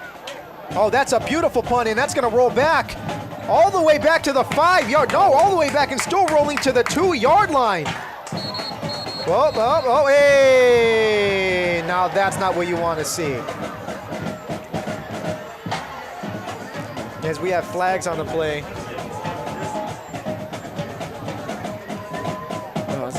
Excellent punt by Ethan McLaughlin. He's only a sophomore, but he is just such a stud. He plays basketball too, and man, yeah, I think he plays soccer, but he has such a strong leg. You know, I punted on varsity my freshman year, so punting, you know, being back there, it's scary. You're unprotected. You're vulnerable. You know, I still punt now when I'm healthy, but that's just an awesome punt. He couldn't have placed that ball any better. That'll really help our defense right now. And it's a personal foul on the Mariners. So what was a fantastic punt now turns into an okay punt. You know, the terrible thing about personal fouls is it's never the first guy who gets it called on. It's the second guy. You know, if you were able to watch that back, you know, you could see the Valencia returner was climbing on, you know, Caden Hang's back. I'm sure there was some sort of word said, and, you know, it takes a lot of discipline to just calm yourself down and, you know, not say anything. But, you know, Caden's an excellent player. I don't blame him. I probably would have been upset too. And here we go. So the defense comes with a big rush, and Draft drops it off, and we've got a big play right now. And let's see if they can stop number 23. That's Villanueva, who gets taken down hard at about the 48-yard line by number 6, Michael Takayama. So clock running, 2 minutes to go here. It's going to actually start once they get this ball set, but a big play by Valencia to start off this drive. And you have to imagine being pinned back at the 2-yard line, they weren't going to be as comfortable running that play. Draft again drops back to pass, lets it go, and that's going to be a complete pass to a number 4, Blake Trombley. So Valencia running a hurry-up offense here as they need to do with the clock running, and saving those timeouts saving that timeout, mind you, is something that they want to do. No surprise here. Draft drops back to pass, goes deep, looking for Trombley. Intercepted again! It's intercepted again!